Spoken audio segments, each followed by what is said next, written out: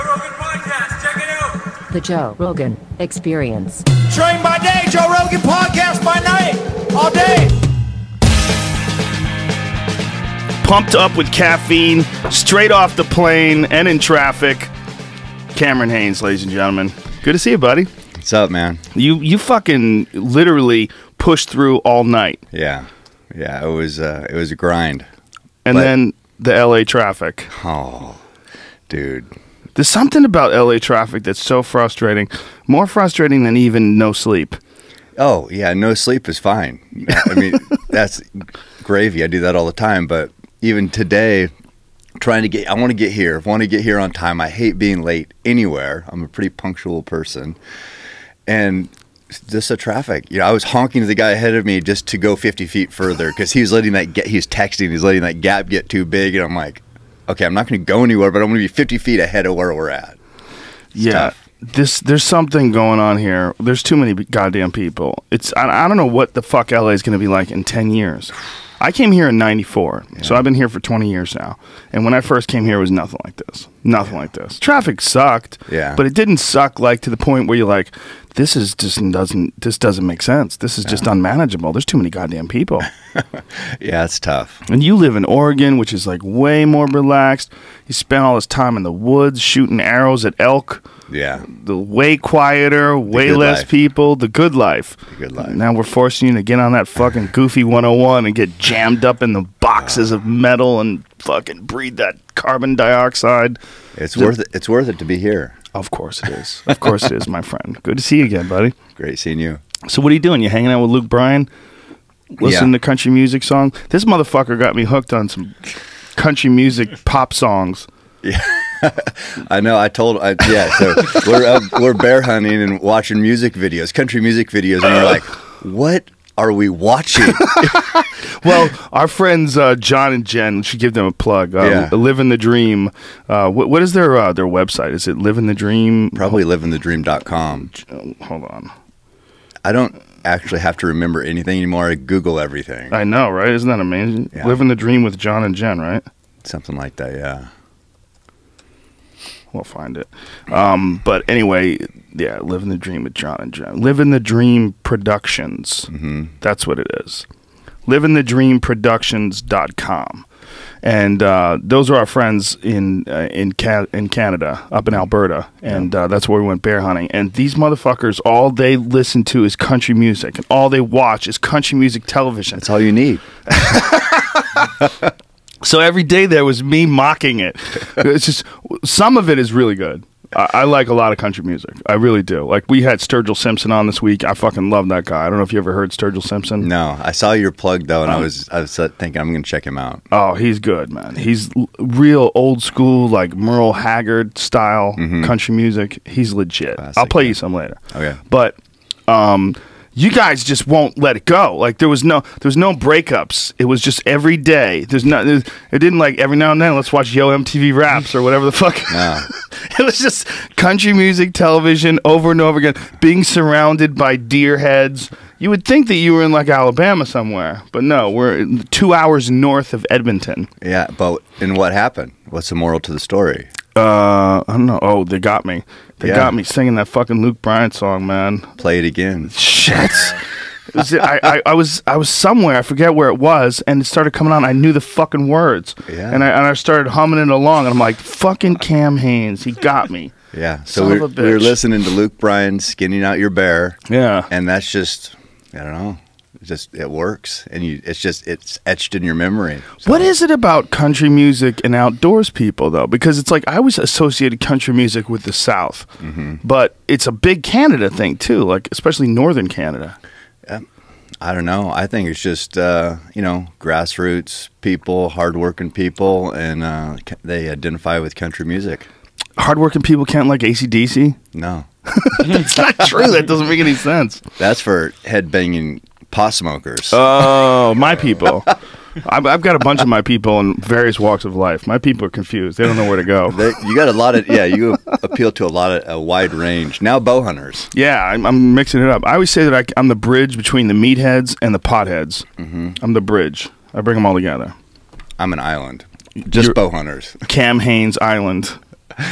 So you've had a bunch of hunts since I saw you. You killed 2 elk, one in Colorado, one in Utah. I saw the pictures. Yeah. And you did an Africa hunt. Yeah, Tanzania. But you did a real Africa hunt, not one of those pussy-ass, high fence, hunting in a backyard scenarios. You were out in the wilds of Africa. Definitely the wilds of Africa. I was with Greenleaf, Tanzania, and it's, planes don't even fly over there. This where we were hunting, no roads, no anything. I mean, to bounce around in a Jeep, it'd take you 8 hours to cross the piece of property we were hunting, and it's very expansive, wild.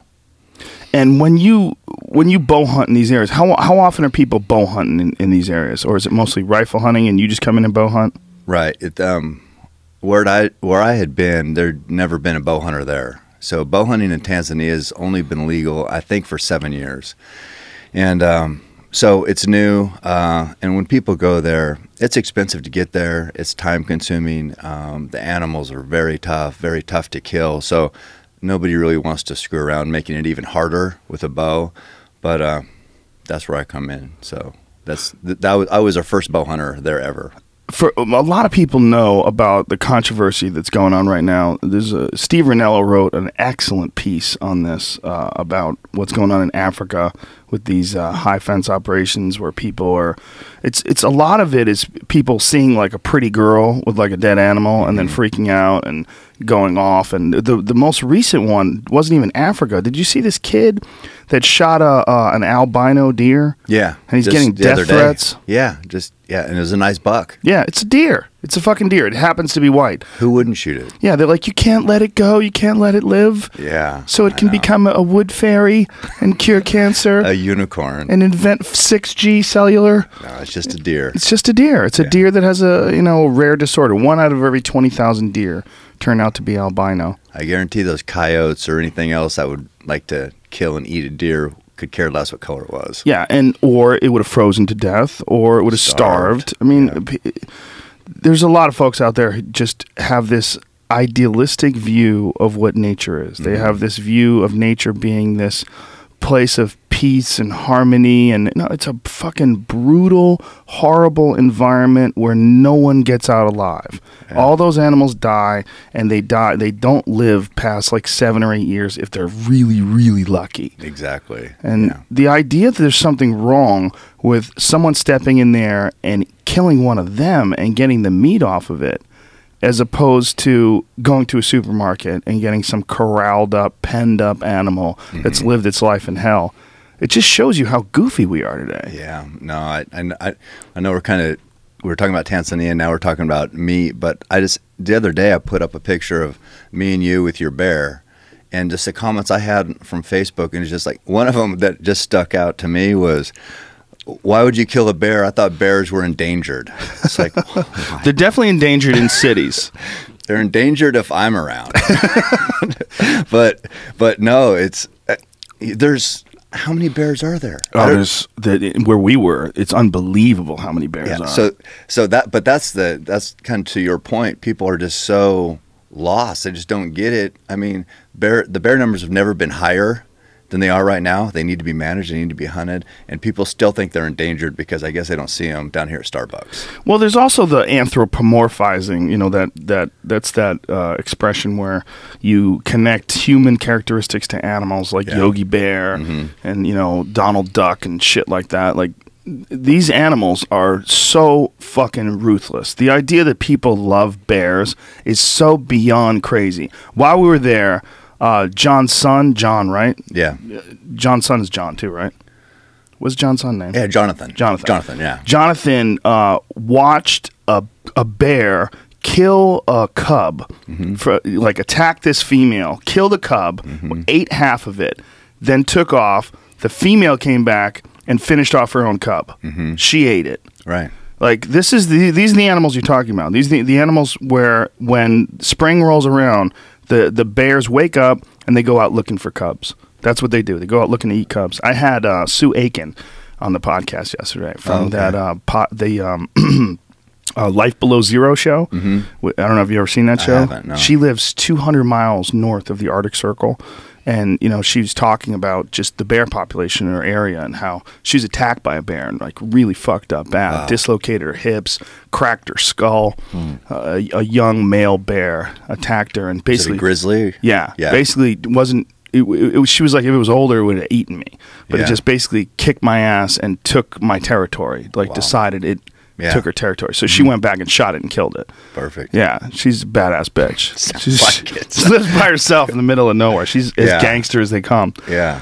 But this idea that people have in their head about bears is that they're bears, these peaceful, you know, creatures of the forest. They're like some of the most brutal predators and cannibals that we know of in nature, and delicious. Yeah. Oh, yeah. No, They're very it's- delicious. That's the no. other thing that I got from our trip. People The are like, why meals. would you eat bear? Why would you eat bear? Bears are gross. People don't even eat bear. That's Yeah. so not true. Yeah, no, we had some amazing meals up there off the bear we killed. Yeah. Jen just cooked up. I mean, I remember sitting out there in that plastic table with all of us and just eating this food bite after bite, thinking, this is some of the best meat I've ever had. And that's It's bear really meat. good. Yeah. Yeah, and people have this conception that you can't eat bear or bear meat isn't good. It's just like amazing. Well, any meat, if you don't prepare it right, if you don't take care of it after you Yeah. kill it, you know, I mean, you can get cow meat that rots, you know, if you don't take care of it, if you don't prep it, if you Yeah. don't properly cool it and put it on ice or whatever you have to do. But Jen knows how to cook it. Yeah, She did yeah. a great job with it. Oh yeah, it was good. But yeah, like what you were talking about with those boars, they come out and they kill the cubs. You know, all a big male dominant boar cares about is his genetics being passed on. So when he sees those cubs out there that aren't his, he's like, well, those aren't my genes. So he wants to kill them so that female comes back in heat, and then he can breed her. And that's the whole thing. And then, as you said, once that cub, even that female's cub was dead, it went from being her cub. When it was dead, then it was just, okay, it's just more food. Yeah. That was a transition. And it's just so, there is no emotion involved in anything. It's purely survival and purely passing on genes. Yeah. That's it. And the numbers are stunning. When we were up there, we saw so many bear. We got to see a bear UFC bout.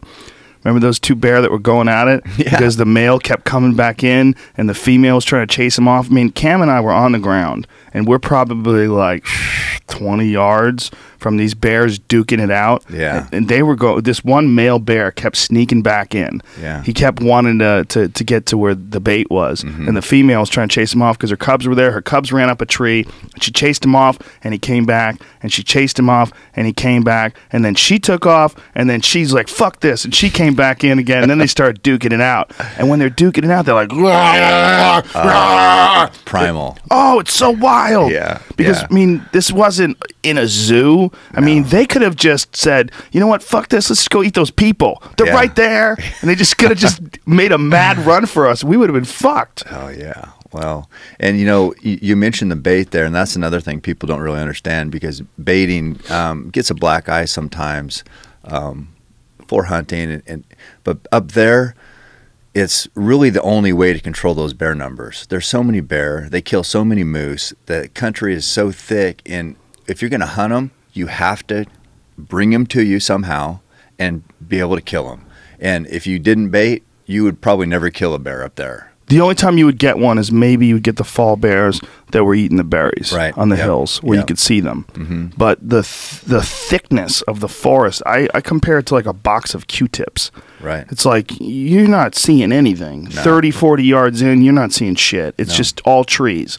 It's so dense. And another key to baiting and seeing those bear up close is identifying what you're killing, because you want to take out those dominant males that have already bred, that are older past their prime, and that's what we're trying to kill up there. We're not taking sows with cubs. We're not taking young males that haven't reached. You know, John and Jen, what they like to kill 7 foot plus black bear. So to do that, you know, people look at bear and all bear look the same to the uneducated eye.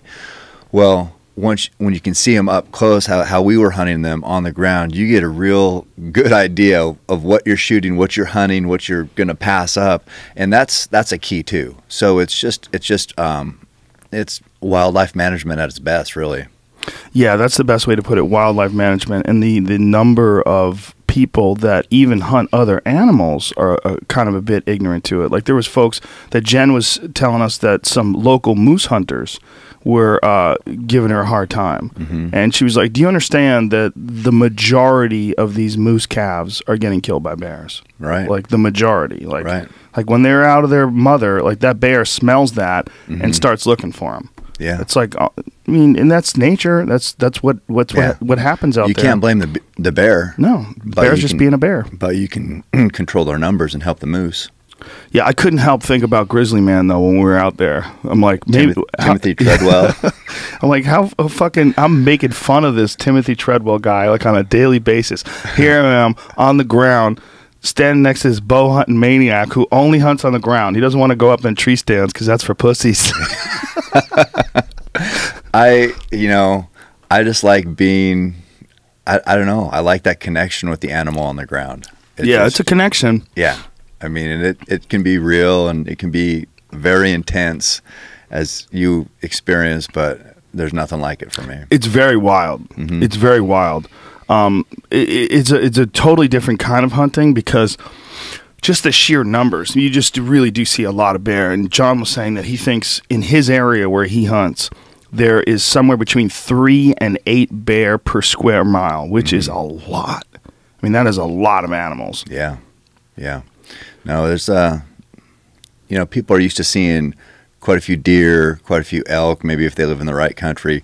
White-tailed deer especially, that's how bear are back there. It's just amazing. Yeah, it's a really wild place.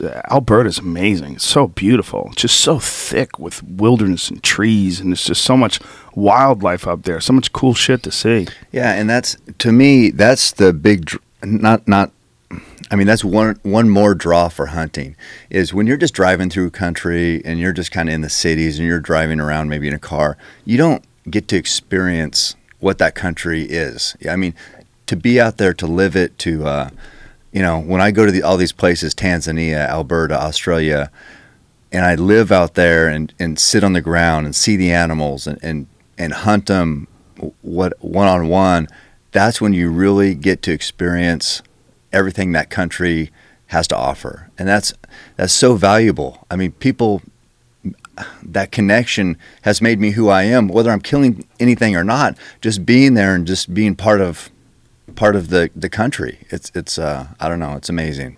Yeah, it's definitely something that we're completely disconnected to by standing in the 101 traffic over and over and over again and just grinding out every week the same way. This becomes life. It becomes life. This is life. Life is you get up, your alarm clock goes off, you got an hour commute, and you really should be about a 3-minute commute, but you're going to get stuck in traffic. Yeah. And when you go to a place like Alberta and you're out there and just this unbelievably beautiful, dense forest, and you're out there doing something that requires a tremendous amount of discipline too. One of the things that I really enjoy about archery and about bow hunting is it's not as easy as like set up. I'm not saying that rifle hunting is easy because none of it is easy, but it's not. If you have a good rest for your rifle, and the animal's no more than 100 yards away, it's a pretty good likelihood that you're going to shoot that animal. 100 yards away with a bow and arrow, good fucking luck. Yeah, just started. Yeah, you're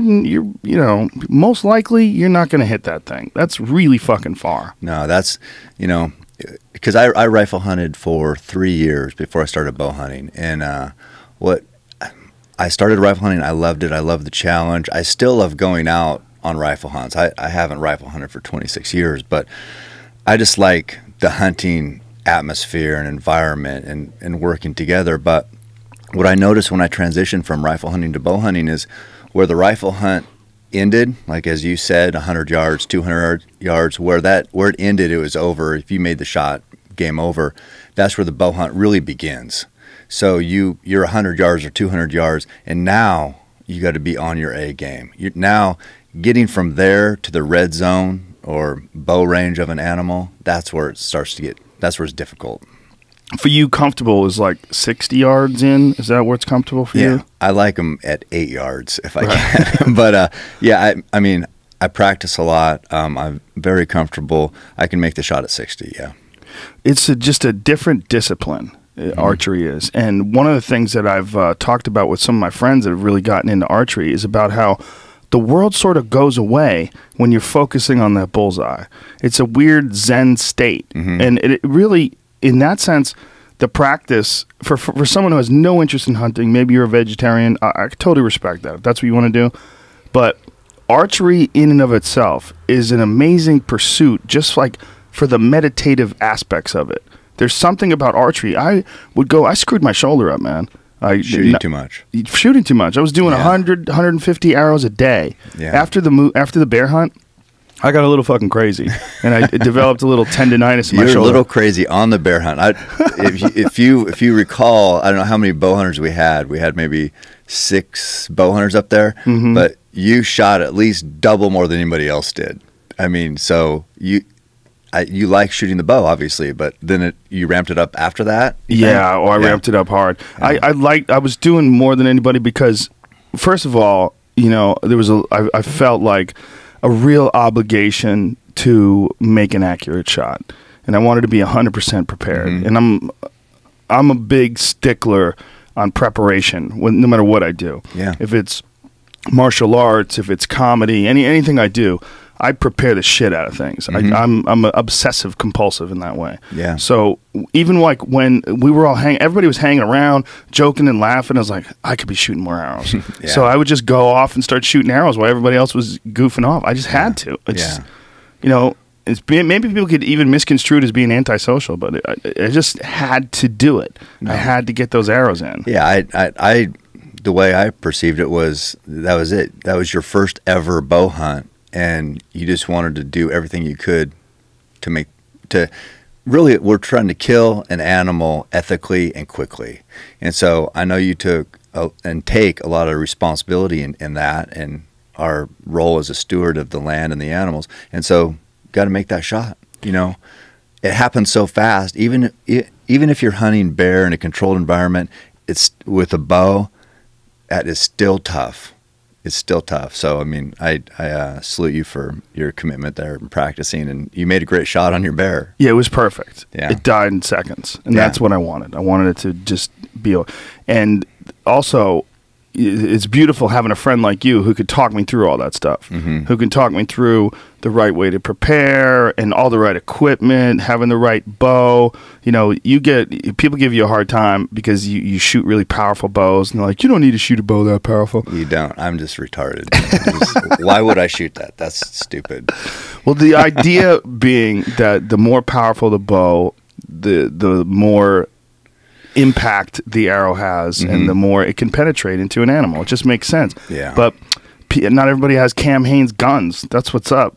Well, that is a real I feel bad sometimes because sometimes, I'll talk about my bow, and then out of the blue somebody says, why do you need to shoot 80 or 90 pounds? And I've heard it for years, probably thousands of times, and I just feel like lashing out at that one person who maybe that was the first time they've ever even been on my Facebook page or whatever.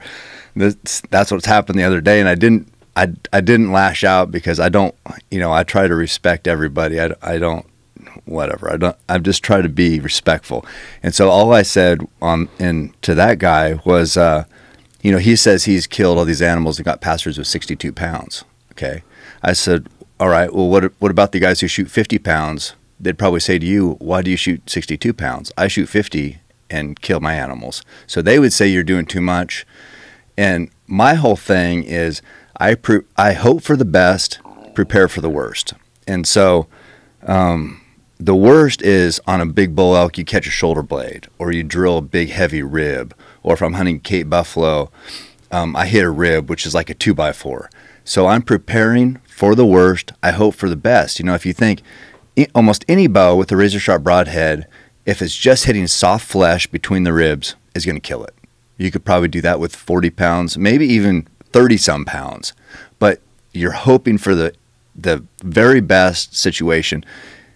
It's not going to happen every time. It's probably going to be rare. So that's my whole thing. prepare for the worst, hope for the best. Well, what's interesting is that you've got a whole group of people that are sort of following your philosophy now. Like this whole, your catchphrase, keep hammering. Yeah. I see all this hashtag, keep hammering, people Yeah. in the gym preparing for bow hunts. Yeah. It's like people prepare for bow hunts now like they're preparing for an athletic event. Right. I see these dudes doing all these rows and lifts and chin-ups and pulling their back muscles and getting everything in order and then running up hills and all following your lead and treating this as like an athletic endeavor. If you've ever seen it, actually, we didn't play your Under Armour commercial the first time, did we?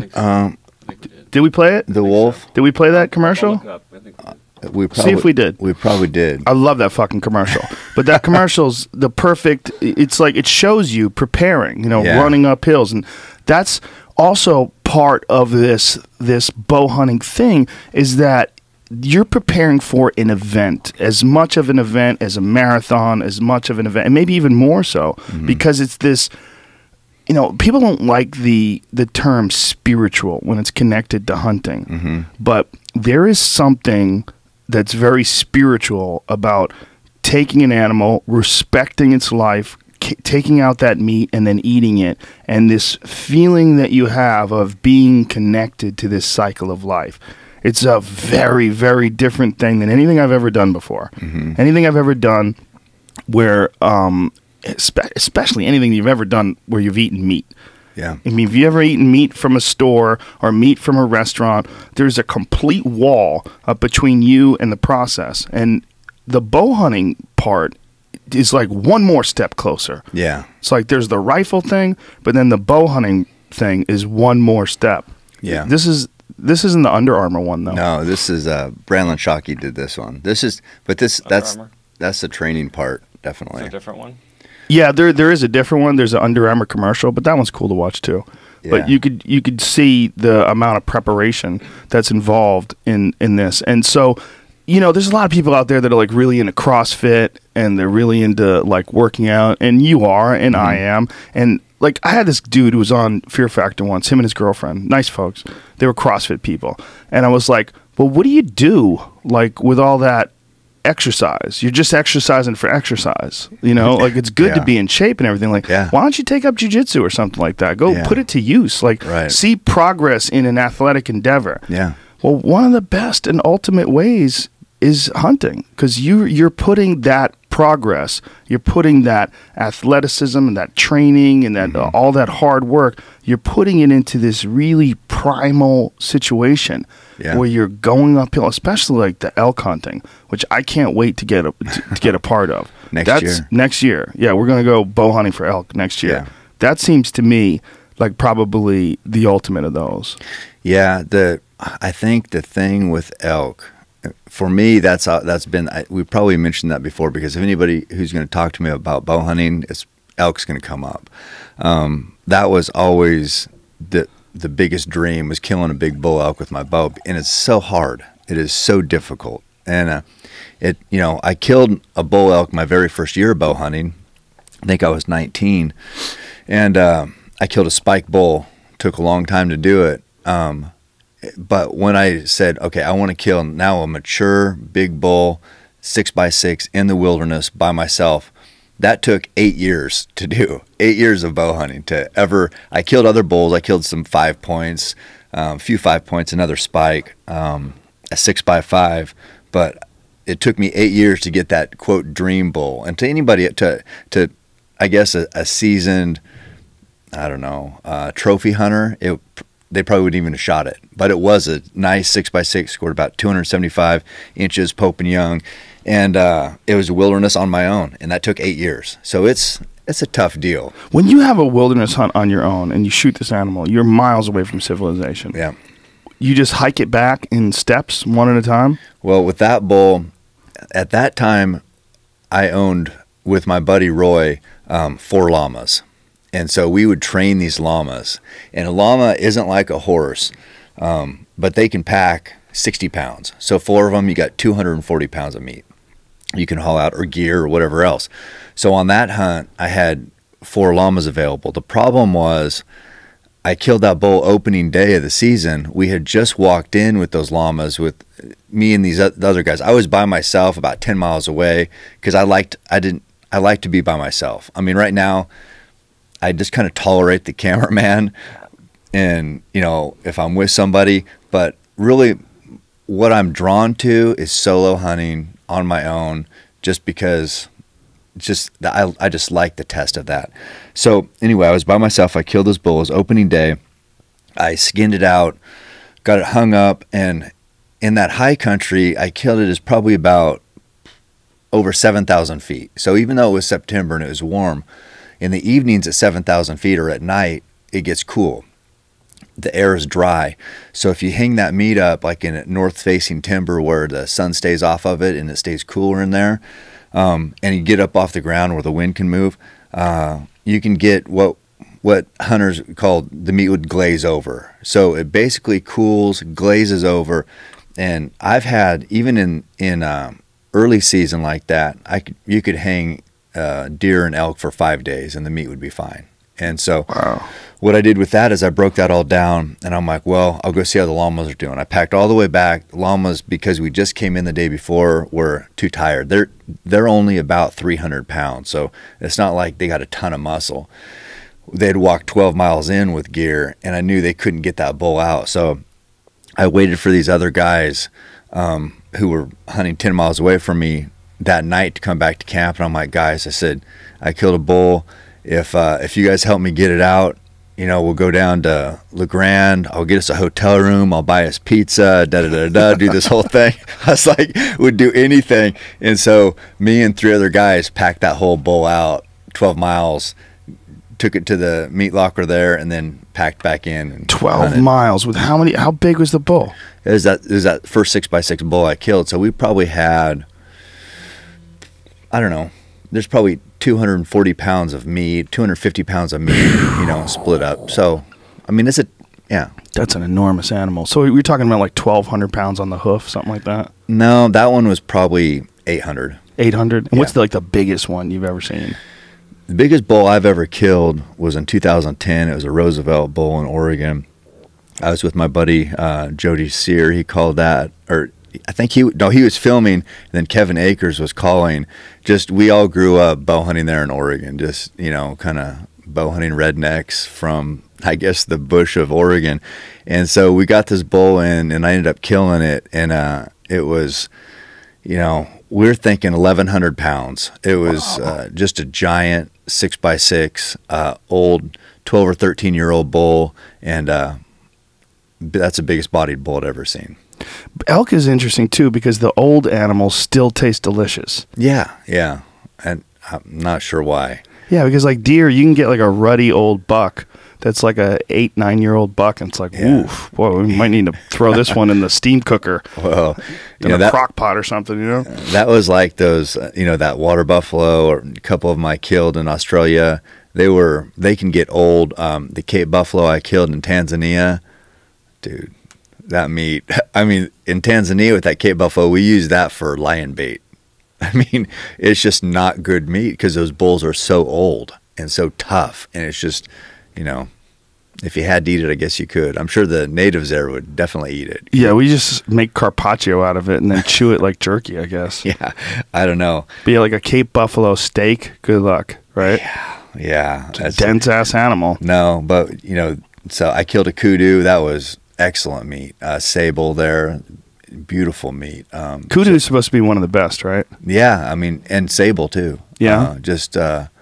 Yeah, there's a lot of those animals, a lot of good eating animals there, not buffalo. The controversy about African animals is, I mean, you get what I call Facebook controversy, which is very sort of cursory controversy. Like, it's not people that are really investigating it and trying to figure out what is going on here. They just see a picture of a pretty girl from Texas with an animal on the ground, and they go, "Oh, that bitch." And Ranella wrote this article, which is really interesting, where he was saying that a lot of what you're dealing with is just straight up sexism. Yeah, you're dealing with people that don't want to see a pretty girl in that environment, and for whatever reason they either decide it's not her place, or especially because she's pretty, they have some certain amount of resentment about her anyway because she carries around a certain amount of privilege and, you know, easy access to life because she's so pretty. The doors just open up for her, which is true, right? Yeah. But what people what they fail to do is really sort of investigate what's going on in Africa, in that these people that live in these communities, if it wasn't for these high fence hunting operations, their resources would be severely diminished. Yeah. They're making so much more money because the money that comes in from tags, from hunters, and there's an industry there now. And it's kind of a fucked up thing to say to a lot of people, like, hey, there's an industry in killing animals. Yeah. But that industry has served two purposes. One, those animals are in gigantic, healthy populations now where they're on the verge of extinction just a couple decades ago. Right. Yeah. And it's, hunting there, I mean, especially, you know, the high fence thing, that's a whole nother thing. That's basically, I guess you could, it's close to farming. It is really close to farming. It's farming animals. But it is industry there. It is a way for locals to make money and be involved and generate income for their families. So, I mean, who am I to judge that? Yeah. I can't. In Tanzania, there's even less. So most of high fence hunting is in South Africa. In Tanzania, in the bush way back there is even less opportunity for those people. There's no food, or not, I mean, there's limited food, but no power, no water, grass shacks or huts. It's, you know, it's real poverty. It's, yeah. Poverty on an intense scale that I think us as Americans, you dip your toes in, you go visit for a little bit, and you're still not really grasping the idea of being born there. No. With no opportunity to get out. I don't see how you ever could, you know. But what's weird, and so I was wrestling with this whole time, because when I go to these places, I love the culture, I love the people. Even there, I was trying to learn Swahili with some of the trackers that were working with me. Rashidi, awesome guy, speaks only Swahili. But so I really invest myself into the culture, and I just want to learn. I want to I want to see things through their eyes. Well, I saw these grass shacks and all these people, and you know, every grass shack had 6 little kids running around it, and it's just like, I'm thinking, this is awful. I mean, it's no hope for 6 kids at every grass shack. That seems, I don't know, it just seemed very sad to me. But we were there getting ready to cross this river in the truck, and the river was high, so we were kind of out. Ryan Shalom is he owns Greenleaf Tanzania, and so we're there, and we're kind of seeing what's going on. And there was a village about a quarter-mile away, and as we're looking at the river and trying to make a game plan, there was music and just people singing, and I'm like, is it happy hour over here? What is going on? And that really just hit home. It's like, you know, I see them and I think there's no hope and they must be miserable, but they're laughing and singing and dancing. Maybe they're okay. I don't know. I mean, are they happy? They seemed happy to me. So I don't really. It's weird. It's, you know, I don't know. I can look at it from the outside and judge and say, oh, you know, you must be so depressed. Maybe they're not. I don't know. Yeah, I think people are incredibly adaptable, and when people grow up in an environment, that's just what they're used to. You get used to it, and that's how you live. And if that's all you know, you don't know what it's like to stay at the Four Seasons and eat at the buffet in the morning, and have the valet pull your car around. Yeah. And all the shit that some people think is the good life. But those people that are living like that at the Four Seasons, checking their Rolex, where is this goddamn valet? Those people might be on fucking antidepressants. Yeah. And the people in Africa are singing and playing the bongo drums and having a great old time. You know what would cause the people at the Four Seasons the most heartache? What? If the freaking Wi-Fi wasn't working. Yes. Goddamn Wi-Fi is bullshit. I tried to get a kudu steak this morning. Yeah. They don't even have kudu. Yeah.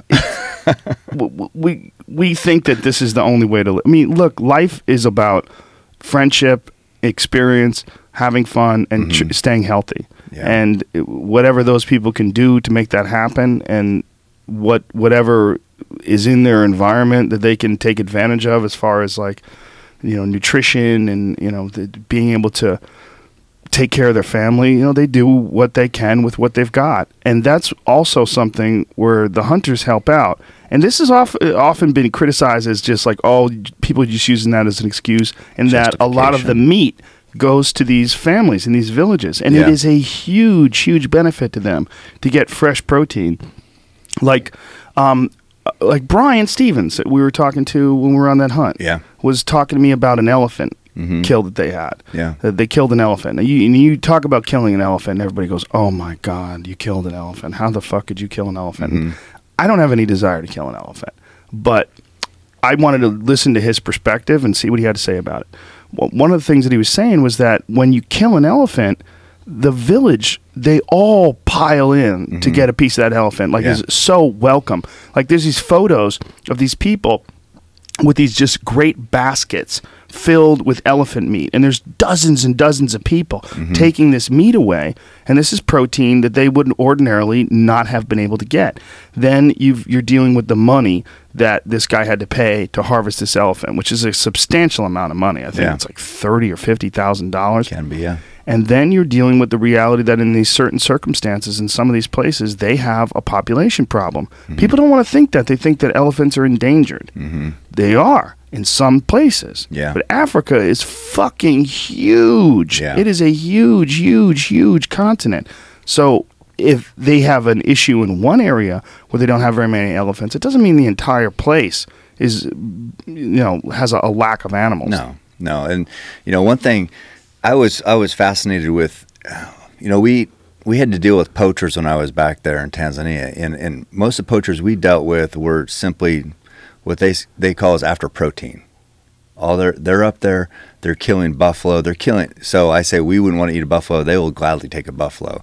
But so they go up there, and we ran across 3 poachers at one time. Usually there's a shooter and 2 packers, and what they do is they kill an animal, they live up there, they cut it up, they dry it out, and then all they're packing out all this meat with is a burlap sack with like wire straps. So wire through the burlap, and then they load that up with this dried out meat, which I don't even know what it would weigh at that time, but that's how they get it out. And they're not selling that. They might sell the protein when they get out, but it's just meat. It's not like this high level poaching operation. Right, where they're selling ivory or something. And they're willing to get that meat. They're willing to shoot you. And the game scout who we were with is willing to shoot them. A lot of times it's whoever can shoot first. And that was a eye-opening experience. I mean, we have somebody, you just don't do that here. It's just different. To there, it's just like whoever can shoot first. And the first guy that we saw didn't shoot at us because he didn't have any ammo. He had to basically load his gun like a muzzleloader. It was a rifle, but I found their camp, and we investigated everything they had in their camp. And so he had like ball bearings and pieces of lead and things he would shove down the barrel, and he had wadding, and he had a firing pin, match heads to ignite it, gunpowder. And so basically he would get one shot. And to get that one shot, he had to be close. So that's why he didn't shoot at us. We were at about 100 and some yards. He ended up circling around, getting to 50 yards, and was just standing there. But he knew he only had one shot. So anyway, the whole point is they're willing to risk their lives to get protein. Now, we did find a dead there was an elephant skull there, and so it just had me, curious as to how that works. I said, so obviously somebody came in here and poached this elephant. How much are they getting for that ivory, And so we figured maybe a 20 or 30-year-old elephant is, they say, would 50 pounds of ivory, just roughly, could have more, could have less, 50 pounds of ivory. So for 50 pounds of ivory, a poacher will get $250. Wow. $250. I was thinking maybe they're going to get thousands of dollars. $250, whereas, you mentioned Brian Stevens and the elephant hunt that Americans would go on, or a hunter that would pay for it, and they're paying upward maybe $50,000. Right. So you're trading the life of an animal if it's poached for $250, or if a hunter goes over there to hunt it and the meat is utilized by the whole village, $50,000. Now, what helps a community more? Yeah, well, it certainly helps the community more if a hunter pays. But the real question that people have is, why does a hunter want to do that? Why would someone want to go over and shoot an elephant? And I kind of see their point of view. Like, what is it about an elephant? Why would you want to go over there and shoot this big, magnificent animal? Why couldn't you just go over there and enjoy looking at it? Right. Good question. You know, I guess for me, I can't relate to an elephant. I've never really thought about killing an elephant or even pursued the opportunity. But I want to kill a lion. I went over there to kill an African lion with my bow, and people. Same question. Why? And to me, the reason why I do what I do every day is a test. And I feel like if I'm going after the king of the jungle, so to speak, or Simba with my bow, that's the ultimate test. And I mean, if you're not testing yourself, or for me, if I'm not testing myself, what's the point? But then, okay, so here's the argument. People would be like, you fucking asshole. Why do you want to go over there and shoot a lion? Lion's a beautiful, majestic animal. It's the king of the jungle. Why would you want to shoot it? You're not even going to eat it. But you are going to eat it. Yeah, no. And you should see, it's such, I don't know. There's a connection with the natives, the Tanzanians over there where we were. If any cat is killed, and when I was there, one of the guys I was with, Richard Baca, he killed a leopard. And when any cat is killed or an elephant, the whole village or all the guys that were there working, you basically stop in the Jeep up on the hill. They get the Jeep all put brush all over it, and they have this chant. And they sing this chant as you drive down. They shoot the gun twice to announce to the hunting camp that we're coming in and we got a special animal. And, Ryan explained this whole thing to me.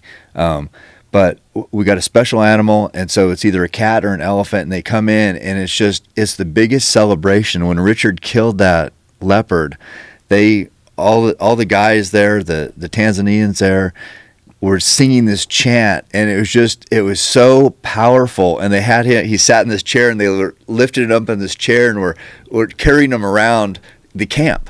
Whoa. And that was to honor the life of the leopard. And lions are even one step above for them. Simba they have so much reverence and respect for a lion. It's, I couldn't even really understand it. Only they could probably explain it. But it's just, no, that when that animal dies, it's not just, you're just killing an animal just to kill an animal. There's a connection that goes into it. The animal is valuable. The animal is just revered. And I assume they also have to keep the populations down. Yeah, that's, lion hunting is, a lot of people look at lions and judge the hunting for them, saying what, and there might be a time when there is no more lion hunting just because of public outcry, basically. But as it is now, Ryan Schlom, where I was hunting with Greenleaf, I had the opportunity. We could have killed, we had in at bait 4-year-old lions, male, legal, big manes, by themselves, definitely could kill them. He wants to let those 4-year-olds age to 6 or greater. He only wants to kill 6-year-old lions or greater because then they're past their prime, past their breeding prime. They've done their job for the population, so to speak, and that's when he'll take them out. Not before, even though it's legal, but just to build that pride up. And then another thing that he does is if a male lion is with a pride, so meaning there's females there and there's cubs there, that if he's there with them, they're his cubs. Otherwise, he'd kill them, just like the bear. Same type of deal. But he would never kill a male lion that had a pride or was even close to a pride.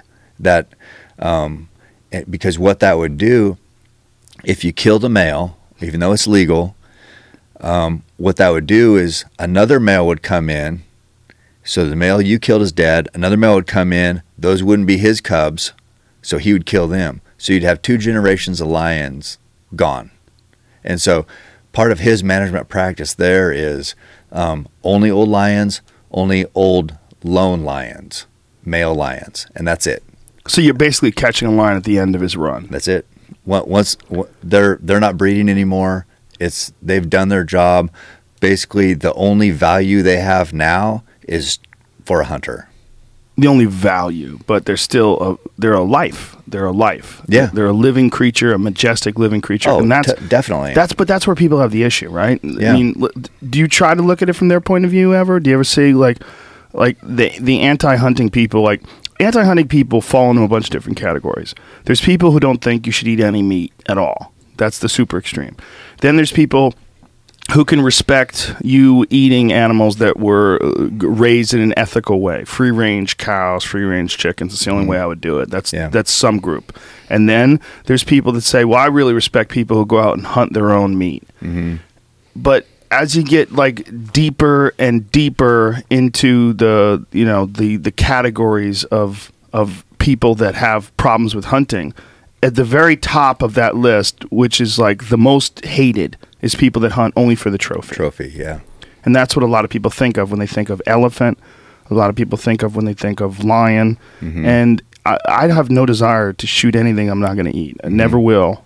It's not my goal with getting into hunting was to connect with the food that I eat, to try to figure out. I mean, when I first hunted with Ranella, I was wondering, I was like, what if I shoot this deer and say, fucking, I'm a vegetarian now. I'm never doing this again. Yeah. It was the exact opposite. Right. Like, I felt like an immediate, incredible connection to it. It was very exciting and thrilling. And people don't want to hear you say that. They want to hear it like a very somber moment. Yeah. But, I mean, look, HBO Real Sports aired it the other night. There's this thing where they did this whole piece on hunting and this whole eat what you kill movement. What they called it, and they had the clip of me shooting my first deer, and I kind of forgot like how I was pretty emotional when it happened. Yeah. So there's definitely a sense of loss when something like that happens, but it's not sad. That's an animal that I wanted to eat. Yeah. But there's a difference between that and just going after some animal just to shoot it. I need to get this on my list. Yeah. And I have a basketball court in my house filled with dead animals, and this is my next one. Right. Yeah. That's true. And I guess when I'm thinking about it, we even got judged when you killed your bear because we had a picture of us smiling with the dead bear. And I have a hard time. The people on the fence who need to be convinced or could go either way, those are the people I can appeal to and maybe make an argument that, how hard I work and how much hunting means to me and how much I respect these animals. Those people, the extreme people, I don't think you're ever going to win those guys over. No, I don't think so either. So whatever, that's just a lost cause. But the other ones, that's why, and I've posted this before, when I kill an animal, I don't want a bunch of blood. And hunters have said, blood's part of it. Why are you worried about showing blood? Well, because I don't want to offend the people who might be in the middle. You know what I mean? But when you get judged, we got judged for smiling with your dead bear. Yeah. The reason why when the animals, I guess it's not, I don't feel sad, but I respect when the animal dies.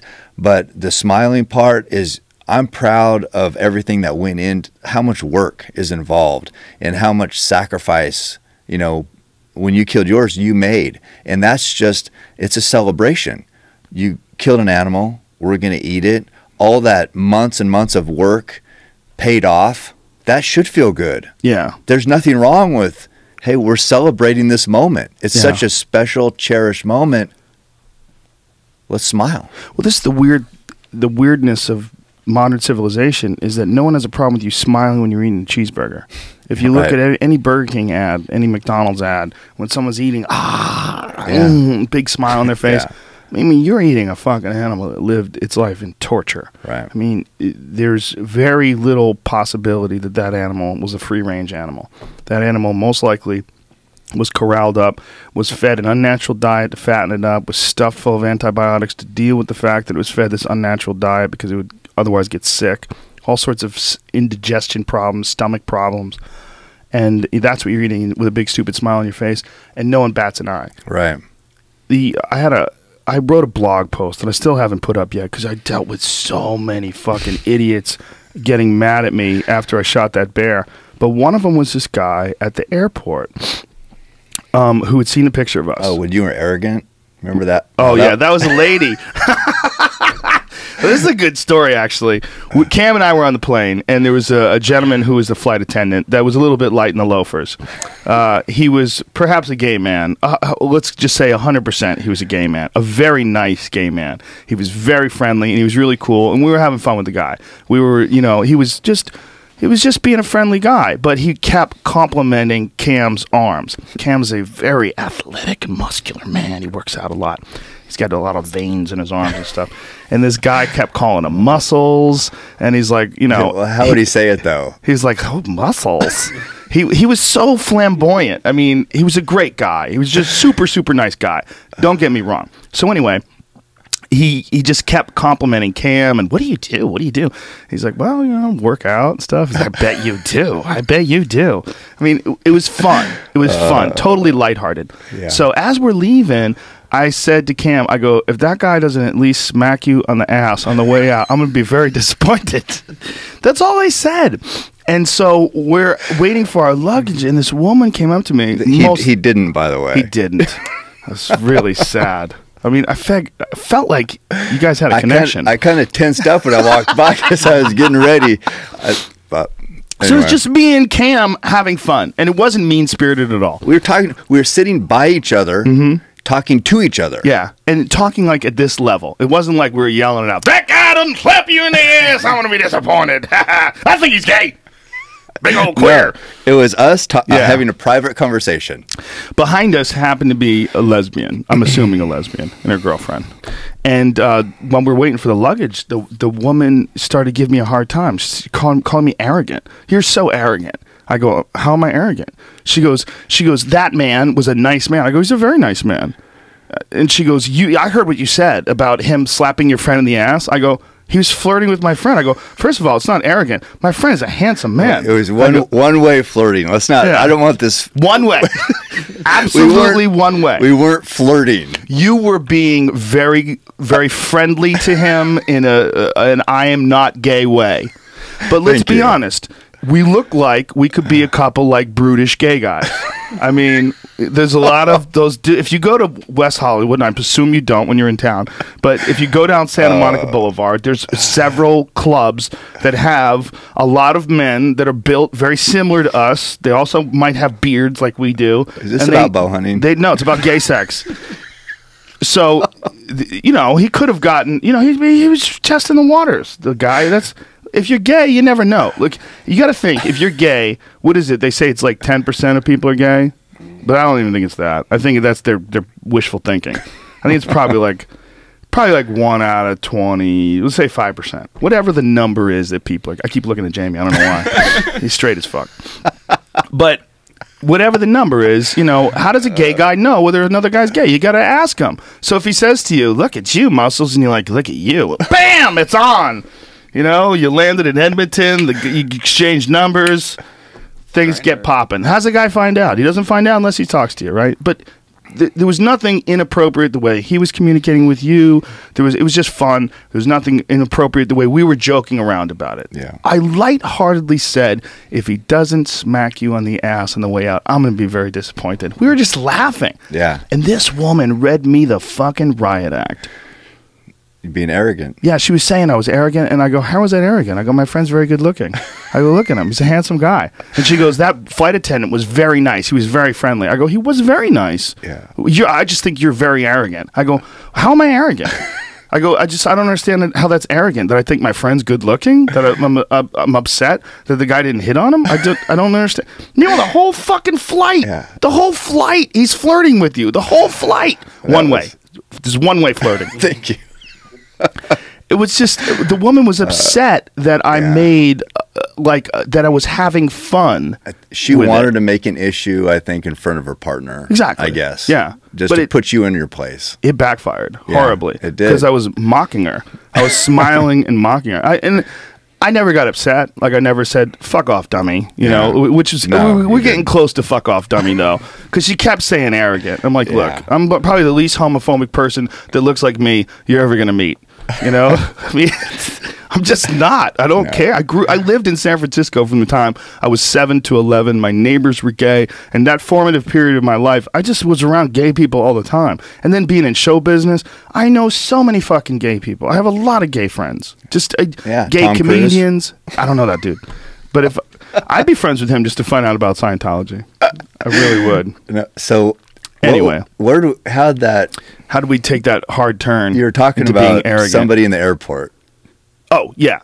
So this is a totally different time in the airport. When you posted that picture up on Facebook, I got this fucking barrage of people that were angry at me. First of all, you said, I think you put up a clip the first time I was up there with Luke Bryan, and I shot this bear. Yes, that's right. Hunter Jobs filmed it, and we had the arrow coming out. Amazing video. We should show that one. Yeah, it's a crazy video, man. It's a big fucking bear, too. So anyway, this arrow comes out. You retweeted it or did something to it. Anyway, you got hammered. So you're like, he goes, so Joe, he goes, when we go on this bear hunt, he goes, I don't want any pictures. I don't want any video. He goes, I can't deal with this negativity. I just don't want to deal with it. And this hate. He goes, that's all I've been dealing with for 2 or 3 days. And so then we kind of, I rethought it. Yeah. Yeah, I thought it, and I was like, wait a minute. What do I believe? Yeah. What do I believe? And am I changing what I'm putting out there? And a lot of people do that.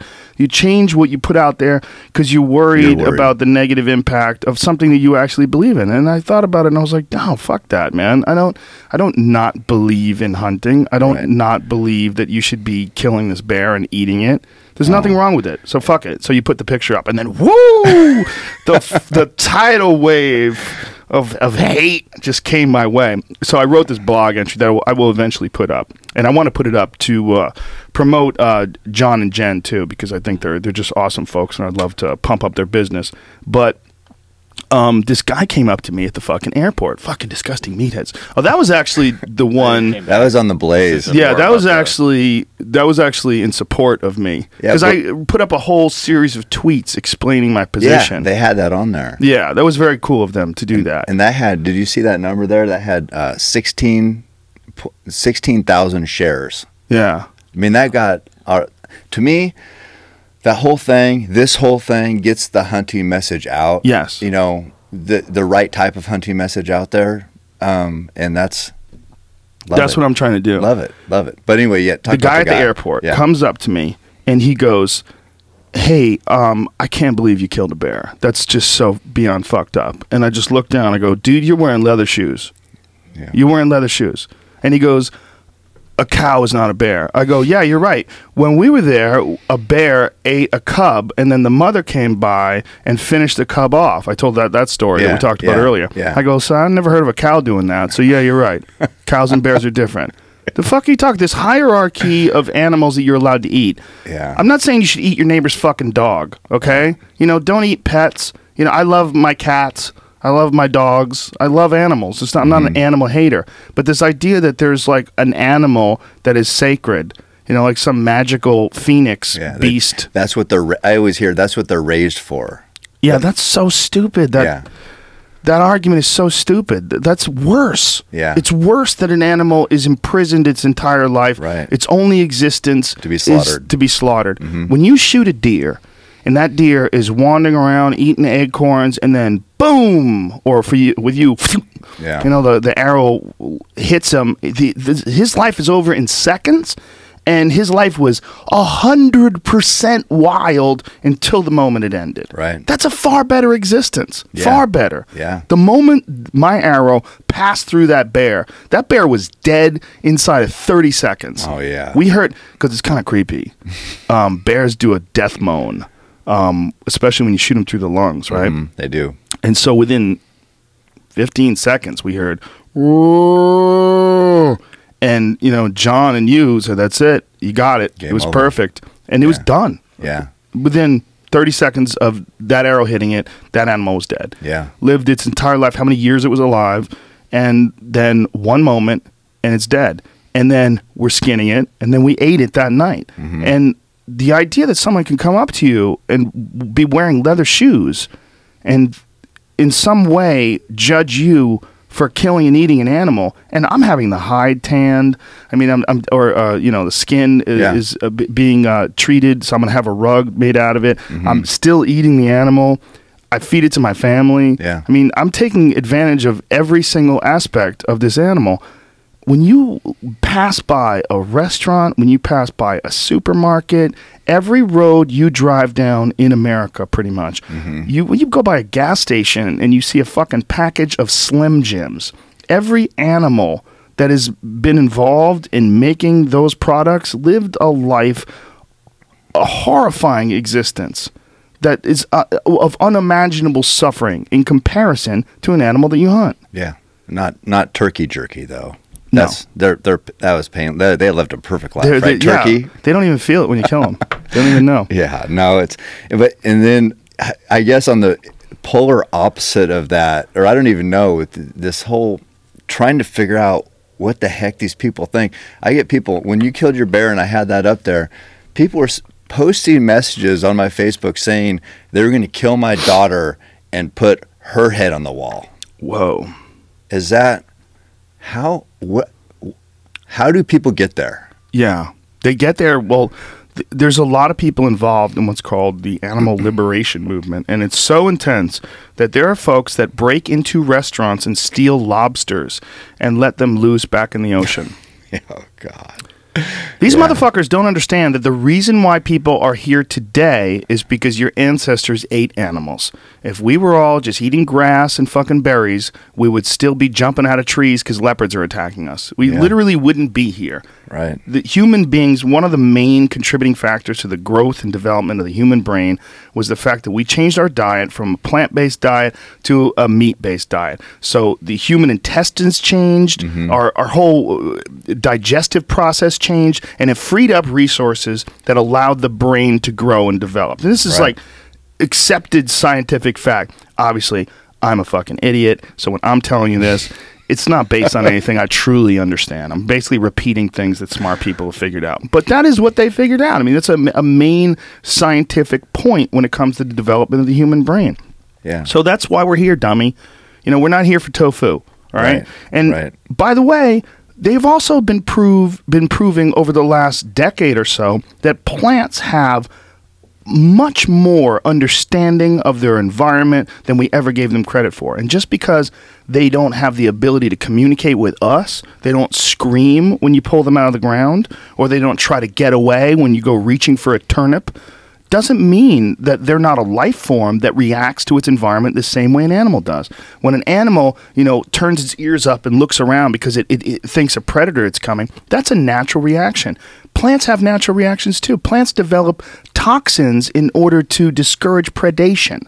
They have literally things that they develop over time to keep things from eating them. They don't want to be fucking eaten, okay? When you're eating cauliflower... I have to feel sorry for plants now. You have to feel sorry for plants. Well, if Luckily, plants I could hate scream, people couldn't be so self-righteous. Right, that's true. It's a really foolish notion that life eats life. It's always eaten life. That's what happens. That's how humans get by. That's how plants get by. Everything eats some form of life. Has to. There's a cycle. And we, somehow or another, want to disconnect ourselves from that, or disconnect ourselves from the concept of things that are sentient, things that are aware of their environment, things that can see and hear. They're similar to us. But, not everybody wants to be disconnected, because after the last podcast I was on with you, do you know how many new bow hunters wanted to listen to what we talked about, listen to the connection we talked about, and never had thought about bow hunting, never had shot a bow, and all of a sudden they were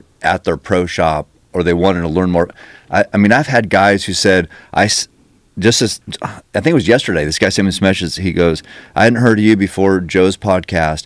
He goes, and I sat one night and watched every one of your videos. Wow. I mean, so that's awesome. So there are people who are disconnected, but there are people who, I guess, have been inspired by talking about this and talking about, the type of hunting and the connection we have, and want that same thing. Yeah. And want to have something to train for, and want to have a purpose.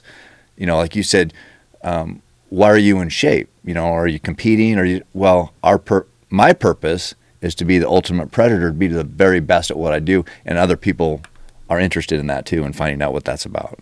Yeah, and I think that this disconnection that people have in society is a main cause of people just feeling like shit all the time. They don't feel rewarded by life. When your day-to-day existence is just doing something that you don't enjoy and then coming home and resting and getting ready to do it again, it sucks.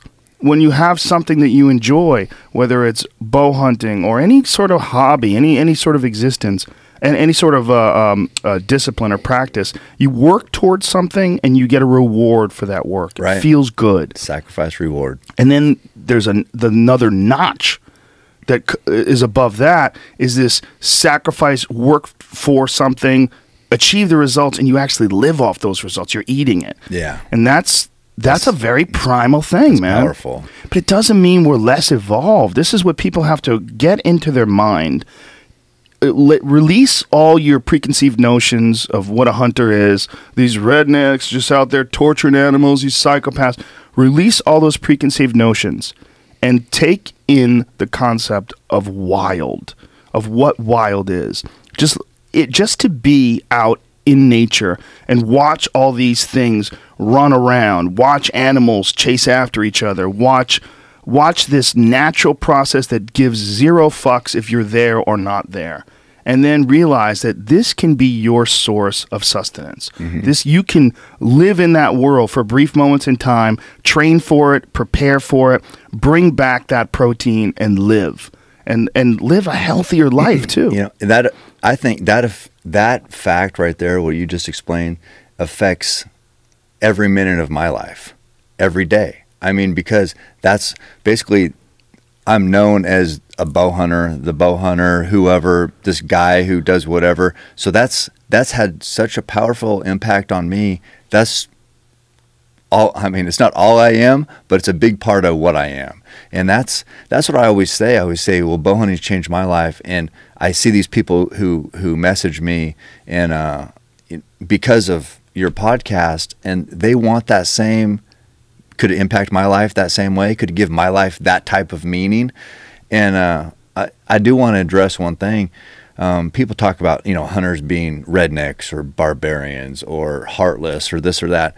My buddy Rick Carone is battling cancer right now. And when I'm going to sell something, like I've sold bows, highest bidder type thing, hunters are the most generous, heartfelt people. I mean, that's basically all my followers are hunters, and they are so giving and so caring and loving of somebody they've never met. They've just learned about, maybe, from my website or from whatever else. And I don't know, I have a heart. I mean, it's just amazing to me, just the heart hunters have, and people are so wrong on, I guess, what moves us, what's important to us, because I see people giving thousands of dollars to help somebody they've never met. Well, the amount of negativity that you get from non-hunters in comparison to the amount of negativity and hate you get from hunters, it's hugely disproportionate. What you talked about being respectful, about how when you disagree with someone on Twitter, you don't say "fuck off, you fucking dummy," and you don't get involved in any of these negative exchanges.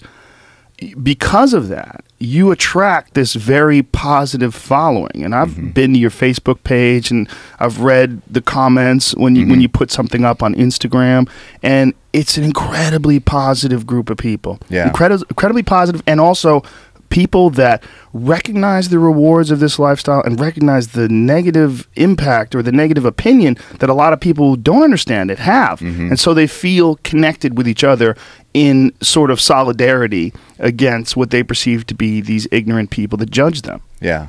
No, and it's I know, and that's the thing. So I do get negative every once in a while, and all I do, I block them and delete it, just because I don't want that one person can skew the whole comment train, basically, and then just takes away from the whole point. So maybe I'm living or created this fantasy land of positivity by doing that, but that's fine, because it helps me. I see other people it impacts, and I guess the closest thing to negativity that I've done lately is just this slogan I have on my new shirt, and it's nobody cares, work harder. Yeah, and that's And I always say, because everything else is all positive, and nobody cares. It's tough love. It's a little bit of tough love. It's like everybody has issues, everybody has hurdles, everybody has challenges, but at the end of the day, they'll listen to you. They don't really care that much. If you don't have what you want, you need to work harder. So that's all I've done. I'm not looking for sympathy on anything, and I just, I just hope other people take that from this. I still love you and care about you guys.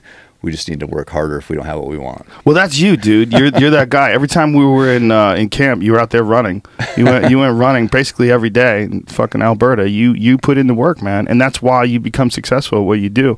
I like people that work hard and push through things because it inspires me to do the same thing. So even that shirt might be conceived as or perceived as negative. I don't think it's negative.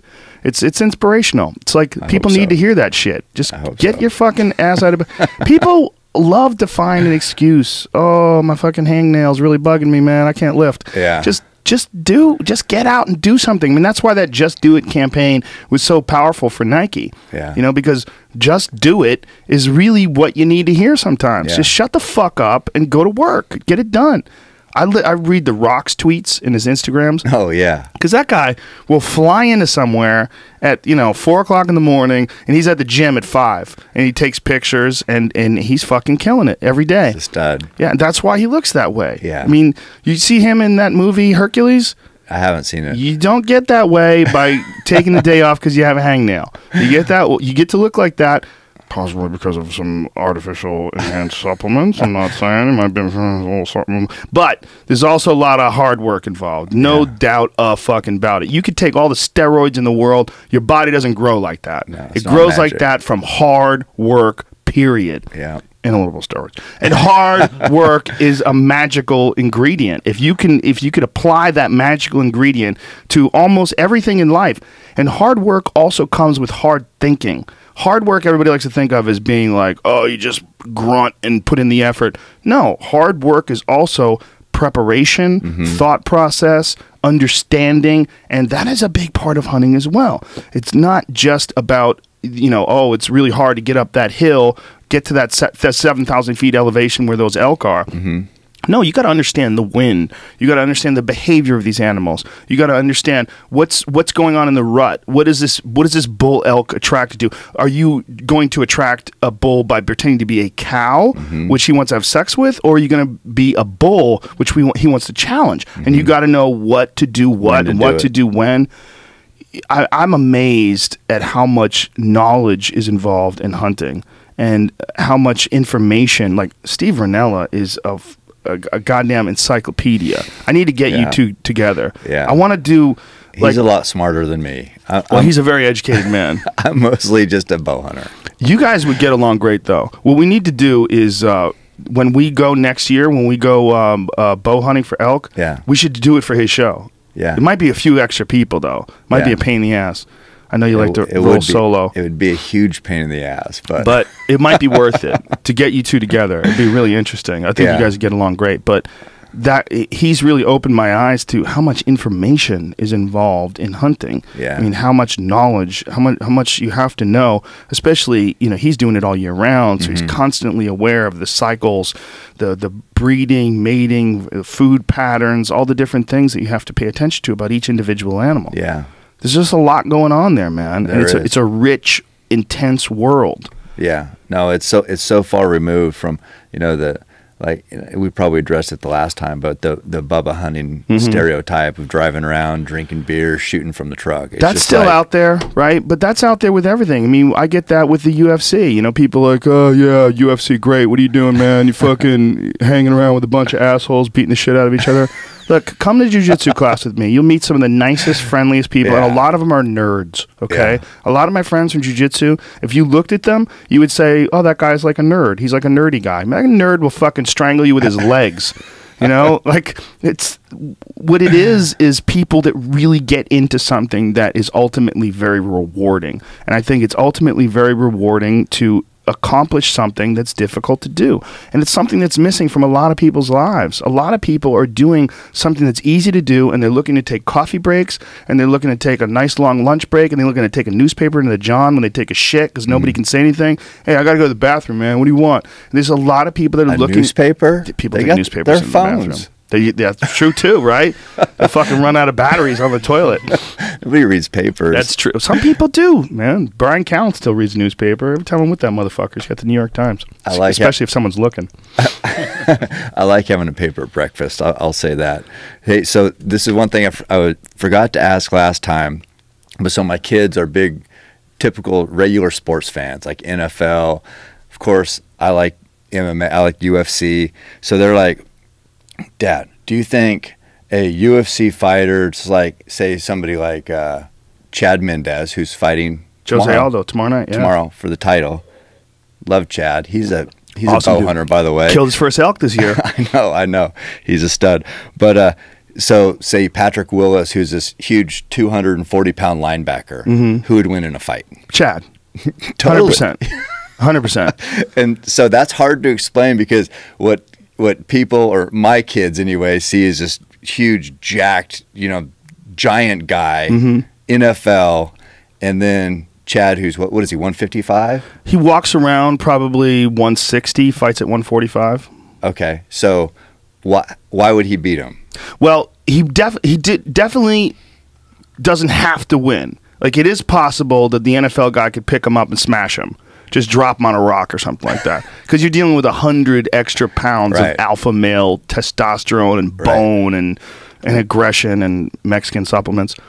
But is that him right there? That's the guy. Why am I looking at his dick, bro? What the fuck kind of gay porn shit? That's the first one that comes up. Tell that dude to pull his pants up. I don't need to see those fuck muscles at the top of your hips. You listen to me, boys. If you're trying to attract the gals, I understand it. But when you're around other men, pull your pants up so I don't see your fuck muscles. Those weird upper hip muscles, you know what I mean? That dudes try to be sexy. The V part? This shit. Yeah. These things right in there. Look, see it? See it up there? No, I'm not going to show you. But I'm just standing up. So look at that. I'm seeing way too much dick. Anyway, that's Patrick His Willis. only hope is, well, there's two possibilities. If he has martial arts training, Chad's fucked.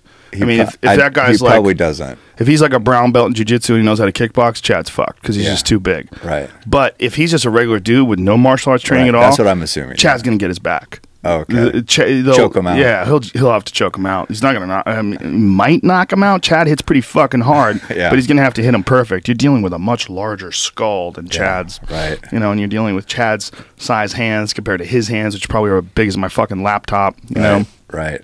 Size is very important, though. The idea that size doesn't mean anything, that's ridiculous. Size means a lot. It just doesn't mean as much as technique. Technique means the most. But there's a lot of factors involved in, like, who would win in a fight. The most important factor is knowledge and technique. Right. Like, there was a dude that I used to roll with at 10th Planet. It was a really nice guy who's a former football player. He was 250 pounds. And whenever I used to roll with him, I used to call it riding the bull. Because I'm like, all right, got to go ride the bull. Because every time I would get on top of him, anytime we'd scramble, I would have to initially let him get on top because he's just too goddamn big for me to take him down. So I'd let him get on top, then I'd have to sweep him, and then I'd eventually ride him, and then I'd eventually catch him. Right. But it would take me a while. I'd have to wear his big ass out. Right. But I was just better than him. I'd been doing jiu-jitsu for 15 years, and he had only been doing jiu-jitsu for like 6 months. So it was just a matter of riding the bull. Technique. I would just hang on to him, but God damn, he was fucking strong as shit. And I always think, if this motherfucker knew half of what I knew, I'd be doomed. I'd just be. There's a huge advantage of being bigger and stronger. It's just not as much of an. Excuse me. Not as much as an advantage as being technical and understanding what's going on inside a fight. One thing I was going to ask too about, I get a lot of questions on diet and putting on muscle and this and that. How many? I think you said eating meat has evolved the brain, basically. But I think eating meat is how I've been able to retain muscle and still run as much as I do, just all the protein I take. So I was wondering, how of fighters, how many of those guys are vegan or vegetarian? There's no elite fighters that are vegan except for Jake Shields, who is a vegan, but he still eats eggs. I think, because and he would eat game. He said he would eat like an animal that's hunted, but he just doesn't believe in factory farming. He does it purely for ethical reasons.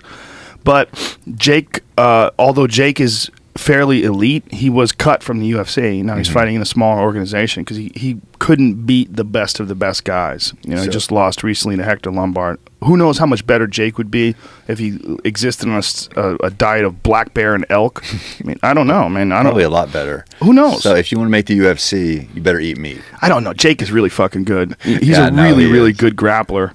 But he's also just tough as nails. Yeah. I think that every edge counts. There's a reason why people take vitamin supplements. There's a reason why people take protein supplements, amino acids, all the things that are legal that people take. They take it because it gives you an edge. It might be a small edge, but that small edge could be the difference between escaping a submission and tapping out. It could be the difference between cinching up a submission and the guy gets away. It could be the difference between getting that final push to make a takedown and not. And it's those small edges all add up. Massage therapy, yoga, every little edge, meditation, isolation tanks. Guys are doing everything to get every little edge. And the idea that you would do all these different things, but you wouldn't eat meat. Man, it's the science is all there. This idea that vegan athletes are superior is fucking preposterous. It's so difficult to get B12. It's so difficult to get all of the amino acids. It's so difficult to get a full, complete, balanced protein without eating meat. Exactly. It's really fucking hard. No, and so that brings me back to bow hunting. You talk about all those little edges added up to give, or those little things add up to give you an edge. That's bow hunting. Bow hunting, because people will say, well, you don't need to do this, you don't need to do that, that's overkill, that's too much. To me, I'm thinking, I'm just adding one more little positive edge to my arsenal, and then that's how, you know, I've killed 13 bulls in the last 5 years. You know, they all haven't been just perfect. I've needed little edges to make it happen.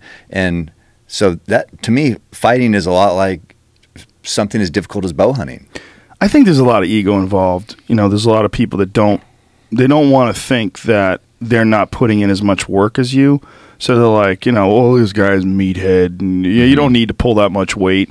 But what's that much weight to you, and what's that much weight to me? You know, my question is, okay, how much weight do you lift when you like go to the gym? If you can only like do a curl with like 25 pounds, and I can do it with 100, how much stronger am I than you? And what is the difference between a 50-pound bow to you and an 80-pound bow to me? Exactly. Because I fucked my shoulder up by pulling a 90-pound bow 100 times a day, 150 times. It's not bad. It's I actually am just finishing this Regenikine treatment. It's the tendons. The tendons were strained. You're giving all just those guys repetitive ammunition now for why you shouldn't shoot a heavy bow.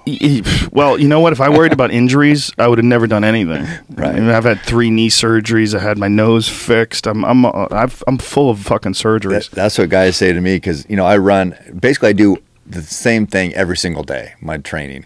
And they say, you know, what are you going to do in 40 years when you still want to hunt, but you won't be able to hunt because you've been running every day and wearing out your joints? I'm like, I don't know if I'm going to be alive tomorrow. Let alone 40 years from now.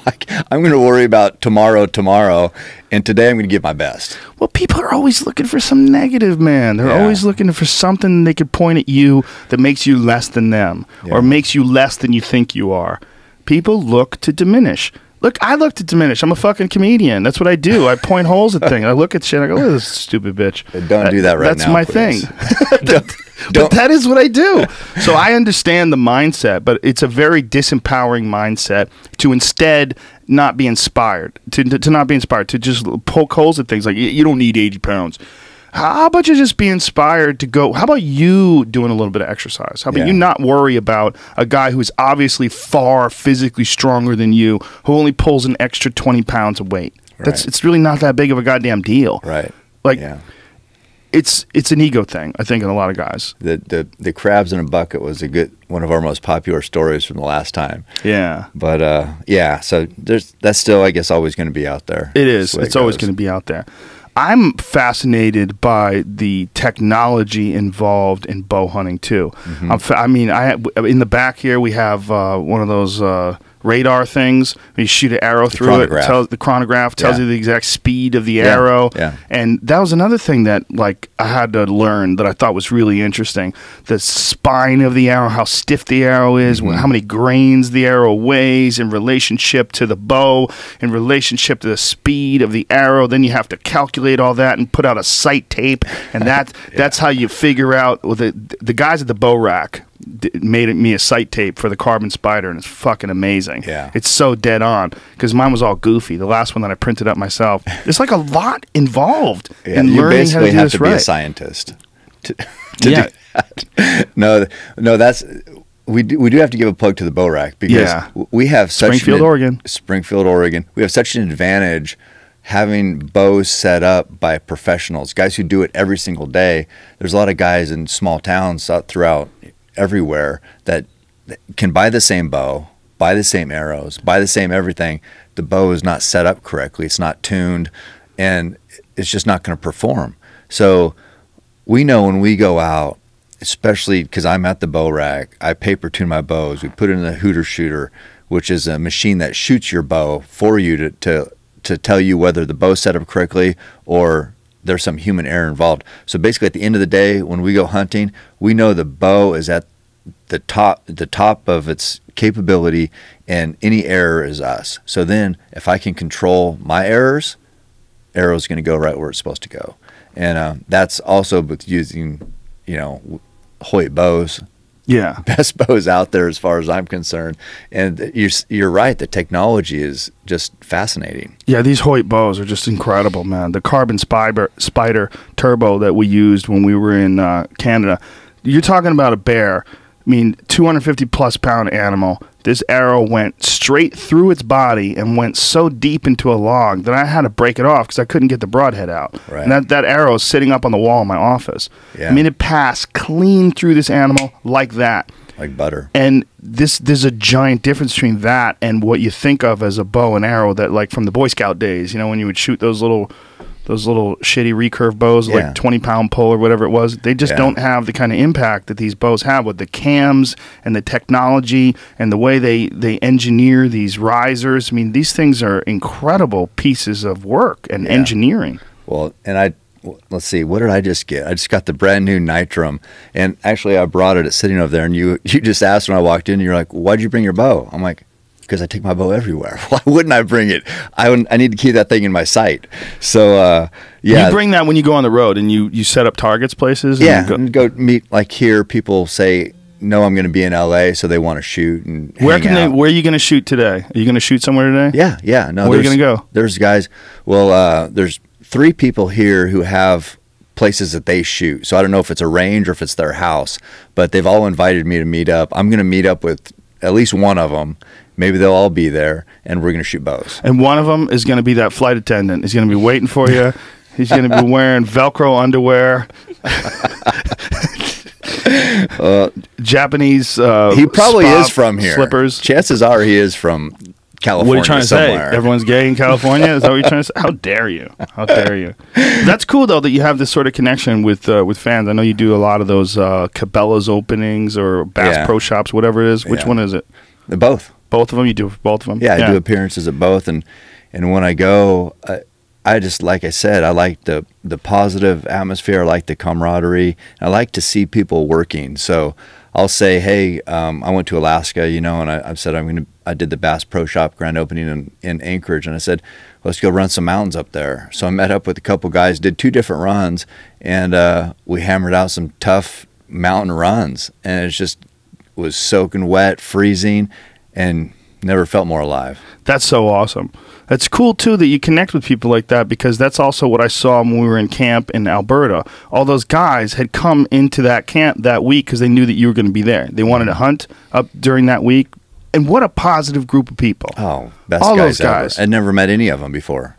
Yeah, they hadn't met each other before. That was Yeah. what was crazy. When we got there, it was almost like they were all old buddies that were hanging out together. Yeah. And then slowly I started piecing together. I'm like, when did you guys meet? Yesterday? You guys don't even fucking know each other? Like, this is Yeah. like this grand party of like really friendly guys. Yeah. I thought it was just a bunch of old high school buddies Yeah. who got together. No. But no, just super positive, super friendly. And we had a great time. Yeah. No, I mean, I don't know what type of group of people you could bring together that in that short of time and have that type of connection. I don't know. Hunting just seems to do that to people. I mean, I don't know about you, but when I'm somewhere, I don't care where, here, whatever town I'm in, when I see somebody in camo, I'm like looking at them, wondering if, hey, Yeah. do you want to talk about hunting? Do you hunt? Why are you wearing camo? But it's just like that brotherhood. It's weird. I had a Hoyt hat on, and I was at the airport, and this old dude sat next to me, and he just plopped down right next to me, and he goes, "How long you been bow hunting?" It's an old dude from Texas. He had a Lone Star belt buckle on, and he started just telling me stories about hunting for elk and hunting for this and that and bow hunting. He does all kinds of hunting, but he does a lot of bow hunting too. Yeah. But that was the green light. He just plopped down next to me and just started talking, and we had like a half an hour conversation. Well, in nowadays, that old school dude, that's awesome. Nowadays, the young guys or the guys that seem, I don't know, I'm in communication with, they're so passionate about new bows and technology, like you mentioned, like the unveiling of a new bow. Like, so if you have a Hoyt, people are like, well, what year is it? It's like, Right. Well, that's 2014. Oh yeah, you don't have a 2015 Nitrum turbo yet, huh? And it's just like, it's crazy. And so Hoyt and all these other companies, Bowtech, they have this. It's going to come out on the 15th, and they'll give teasers, and people are just on all these forums trying to guess what's going to be different, what the new technology is going to be, and it's just so fun, and so people are so passionate about it. It's I don't know. It's like the release of a new iPhone. Oh, totally. It's really similar. Totally. It's really similar. And you find out, oh, look at this. They got this new anti-torquing technology. Yeah. What is the new anti-torquing technology? What is that all about? That's on the cable roller. It's supposed to, how that's set up is it's going to help you tune your bow because there's no torque in that. Normally when you pull your string back and that cable, there's a lot of tension, a lot of torque right there typically. Back in the old school days, that would just kind of slide on a bar.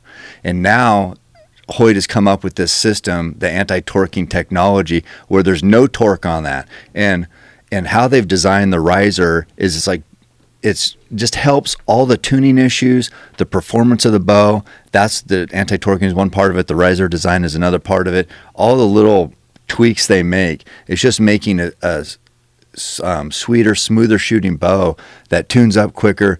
And what that does is, you talked about your bear, how that arrow blew right through there.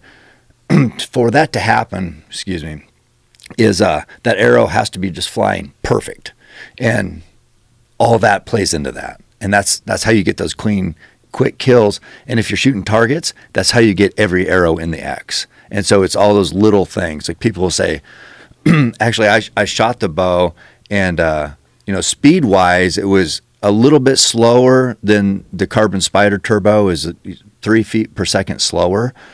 But you look at the brace height, which is a big part of why a bow is fast and why it's not. The brace height is the distance between the string and the riser. Right. So the taller that is, the quicker the arrow is off the string. So that means as a shooter have less impact on it being imperfect.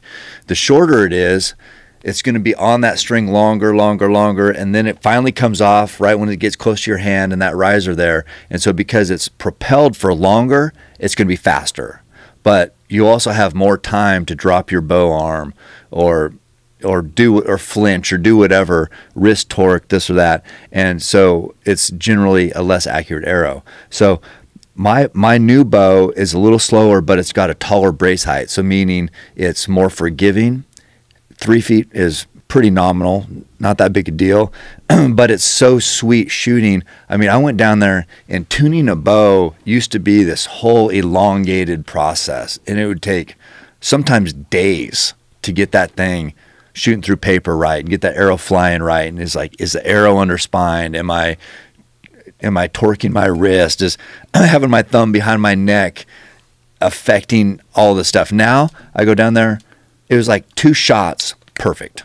And you knew it was ready. Perfect. Well, you're an expert archer, so one of the things I've learned from watching your videos is I've seen your old Spider Turbo, and then you went from that to the Carbon Spider Turbo, and see the difference in the amount of feet per second, how smooth it feels. Yeah. Dead in the hand. You could see in your own videos the progression of the technology, which is really kind of cool. Yeah. What I've noticed, you know, even those old bows, those would kill. Those would probably get the job done, probably 90% of the time, but it's those little things. It's that 10% that's gonna make the difference. You know, is it going to be a lethal shot, or is it going to be just a wound, a flesh wound? And so those little things. So yeah, before I've killed for 26 years, and the bows that I started with are night and day different than the bows now. But still, it's a primitive sport. Still, it's very difficult. Still, there's a lot of human influence on that arrow and whether it's going to fly where it's supposed to, so you can still mess it up. One thing that I've noticed that's helped me more than anything is that long distance shooting. You know, I shoot out 100 yards all the time, and we shot long distance up in Alberta actually. The guys want to do that because that's sort of what I'm known for. And what that does is I'm not going to be out there shooting at animals at 140 yards or anything like that. But man, at that slam dunk range, or what I would consider slam dunk, 30, 40 yards, I'm going to be able to make that shot because technique-wise, I know I'm dialed in. I know my Hoyt's shooting money because it's tuned perfectly, and so that's what's happened. I mean, I killed, you know, those bulls this year, 1 arrow. They were down in seconds. Those big 800-pound animals, and it's just perfect. And that's, you know, that's what it's all about. And the discipline involved is so fascinating because it seems like such a straightforward thing. Your arm is out straight, you pull the string back, you aim through the sight, and you let the arrow go. But meanwhile, we're in camp. There's fucking 10 dudes in camp, all of them bow hunters. You are consistently outperforming all of us, consistently nailing bullseyes over and over again, and everybody's perplexed and puzzled. What the fuck am I doing wrong? Like, what's the difference? And the difference is just inches here, left, right. Yeah. But it's just the amount of time you put in, and the focus, and the discipline, and just the knowledge that you've accumulated after all these years. And that's one of the things that's so attractive about it, is that it's not something that's easy. I thought you were going to say attractive about me, and then I was like, oh God. Go right back to it. It's the fact that it's not easy is exciting. You know, the fact that, man, when you shoot a bullseye at 40 yards and it just thunk, sits right in there, it's so satisfying. Oh, it feels so good. Yeah, it's weird. It's like you would think. Like, I watch videos online now of archery competitions where guys are just shooting at a piece of paper 40 yards away, and when it goes in that bullseye, everybody cheers, and there's something really satisfying about it. Dude, you watch, so on my YouTube channel, I don't know, there's almost 3 million views on there, which isn't that big a deal for Katy Perry. For bow hunting, it's quite a few views. But so I have 100 and I don't know, maybe 50 videos. So if you go on there and you say most viewed, out of all those videos, and I've got some cool stuff on there. I got bears dying, water buffalo dying, and elk dying, and, you know, sheep on cliffs. The most viewed are all shooting a bow. Just targets. Standing there shooting a bow. Because people who bow hunt, or even just people who do archery, they want to see someone who's better at it than them doing it. So they could go, okay, what's he doing here? Yeah, what's going on there? Maybe so. Yeah, it's very. I enjoy watching you shoot it. This is ridiculous. I have my own fucking bow, but I like watching you do it because I go, okay, what's he doing right here? Yeah, what's different? Well, and I get a lot. I had to turn the comments off a lot of the videos because so many stupid comments that drove me crazy. So I'm like, I'll turn off the comments. But on the comments that I've left on with the equipment, it's people they watch everything I do and they're like, what sight is that? What rest is that? Why is he moving his hand like that? Well, I mean, it's just like you said, studying and studying and studying, and it's just, to me, it's just awesome that people care that much. Yeah, and this is like, we go back to, this is what archery can do. It can impact people, can give them something to think about and not obsess about weird negative stuff. They're thinking in their minds, working about bow hunting and archery and how they can be better, and I like that. And again, there is some sort of a Zen meditative aspect to just shooting a bow into a target. And I recommend it really highly to people that have zero desire to hunt. Just find an archery range, and if you can take a lesson, and get a bow, figure out how to set it up. Maybe, if there's a pro shop near you that's really good, someone could help you. Man, just a fun way to spend time. I have my kids do it, man. Yeah. I got a 6-year-old and a 4-year-old that shoot bows and arrows. Yeah. No, kids love, my daughter, we'll go out there, and here's what's funny about shooting far. Like the popular ones are like me shooting at 140, or I think I shot a balloon at like 227 yards or something like that. But I take my daughter out there. She's 10. She's got this little Hoyt recurve. And so she's shooting at 20 yards, this big bag. And she's like, Dad, how far is that bear? I'm like, I don't know. It's like 70 yards. She's like, could I shoot at it? I mean, she wants to shoot far too. Right. You just want to know if you can hit it. Right. And she's not thinking about hunting or doing anything. She's thinking about, she wants to see if that arrow will hit that where she wants it to. Well, people who shoot a free throw want to know if they could shoot a 3-pointer. Yeah. You want to know. You want to back up a little. All right, let's try it from back here. Can you hit it back here? That's what people are all about. I mean, that's part of what's wrong with us. Yeah. We constantly push the boundaries. More is better.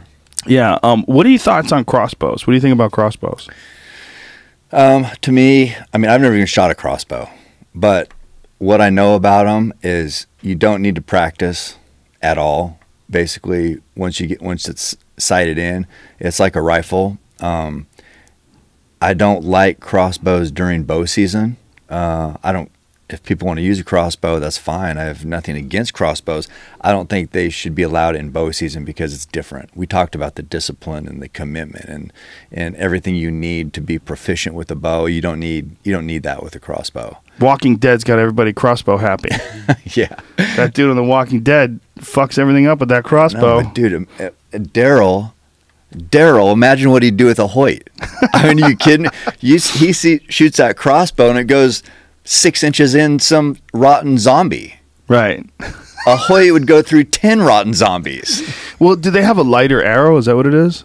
A bolt? Yeah, because it's shorter. Right. The arrow, the shaft is similar, but it's half the length, or I don't know what it is, but that's lighter, so it's not carrying that energy, that momentum. So they have a problem with like pass-throughs and stuff like that with like passing through an animal. Is it more difficult with a crossbow because it's a lighter projectile? Yeah, I mean the whole thing with an arrow, the lighter the arrow, the less kinetic energy you're going to have. So, and people will talk about, well, that's not momentum, but usually a higher kinetic energy your arrow possesses, the more penetration it's going to get.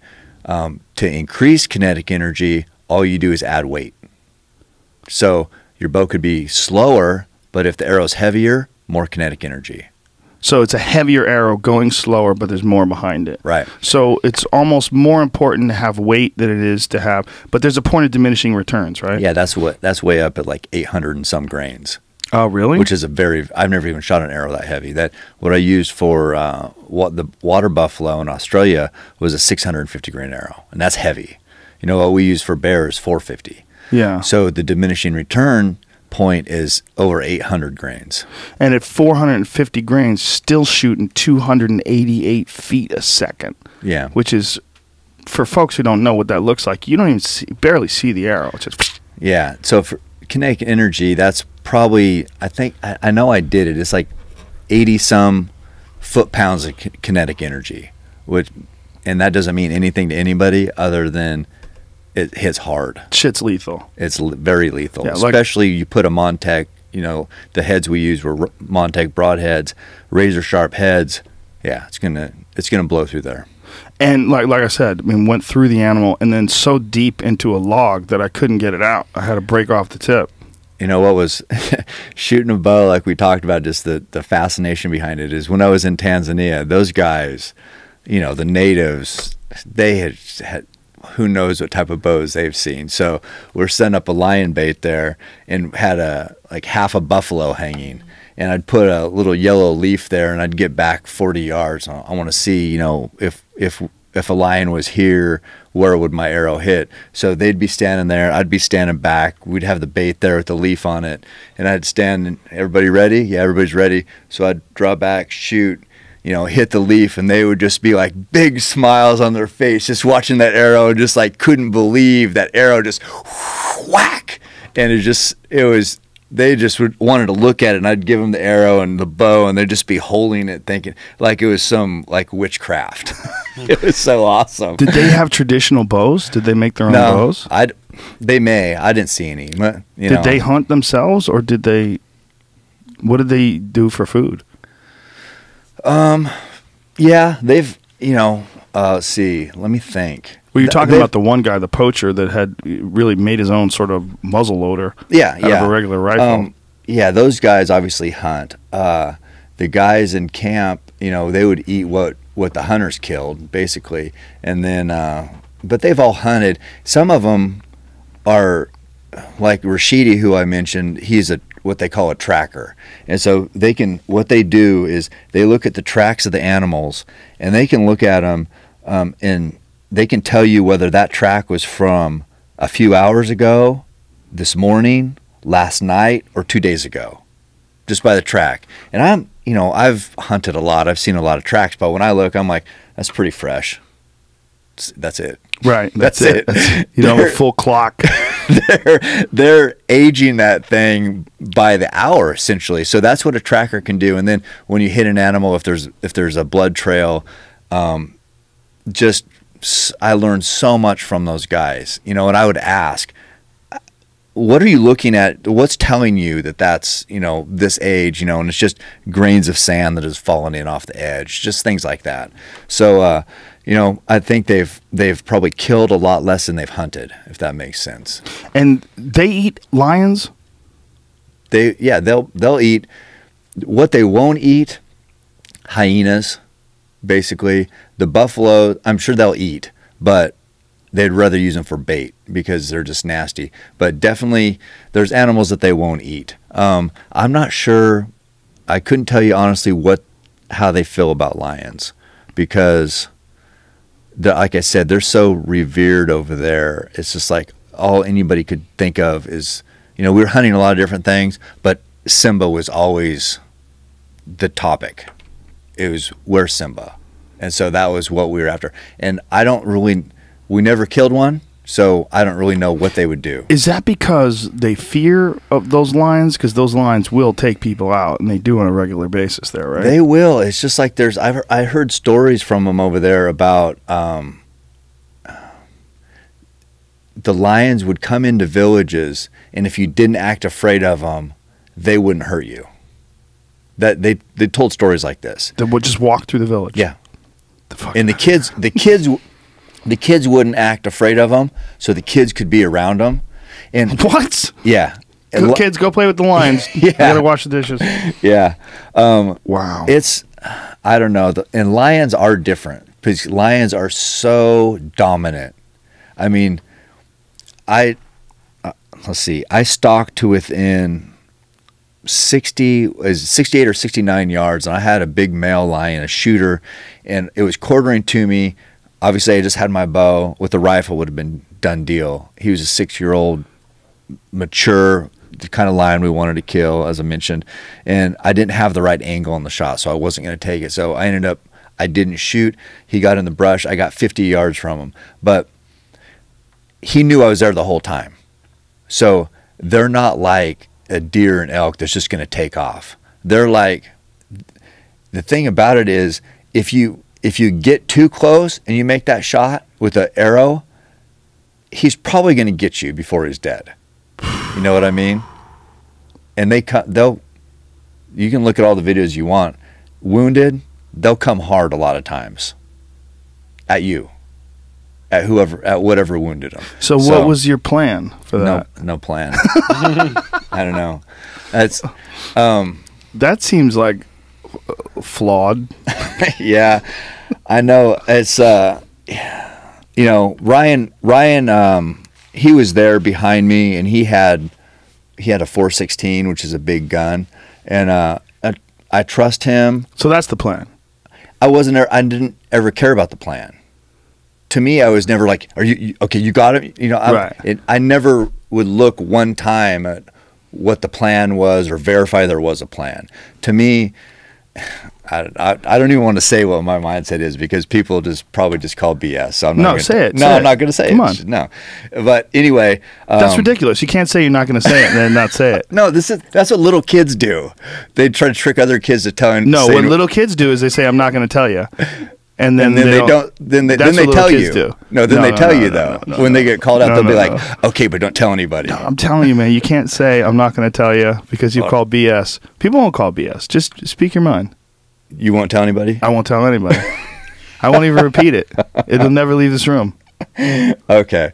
My stupid thought process is if I go there, I'm not worried about the backup plan or being covered or anything like that. If I try to kill the lion, but instead it kills me, that's just the way it goes.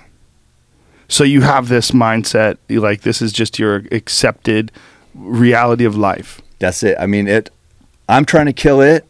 If I lose and I'm on the other end of that, it's just the way it goes. That's like some intense Native American talking to outlaw Josie Wales type shit. I don't know.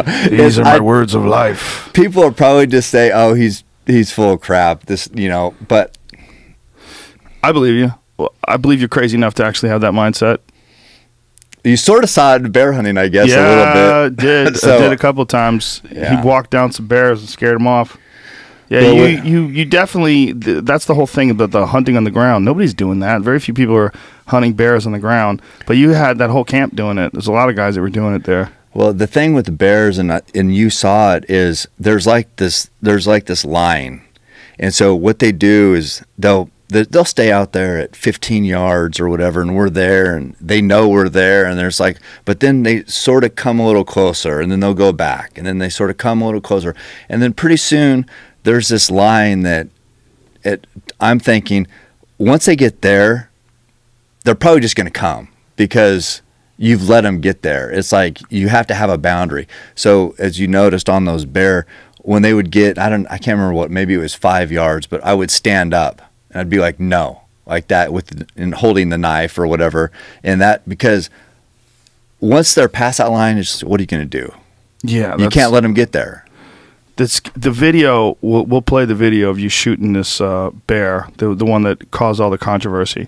But one of the things that's as shocking about it is not just the arrow going through the bear, it's how fast the bear runs once it gets hit. It's like, geez, that's like some Usain Bolt shit. Yeah. It's just, no. Like, whoa, they can move, man. If they want to come, we're in trouble. But the bait thing is the big controversy, and you explained very clearly like why it's important because you have to really identify the sex of the animal and how old the animal is.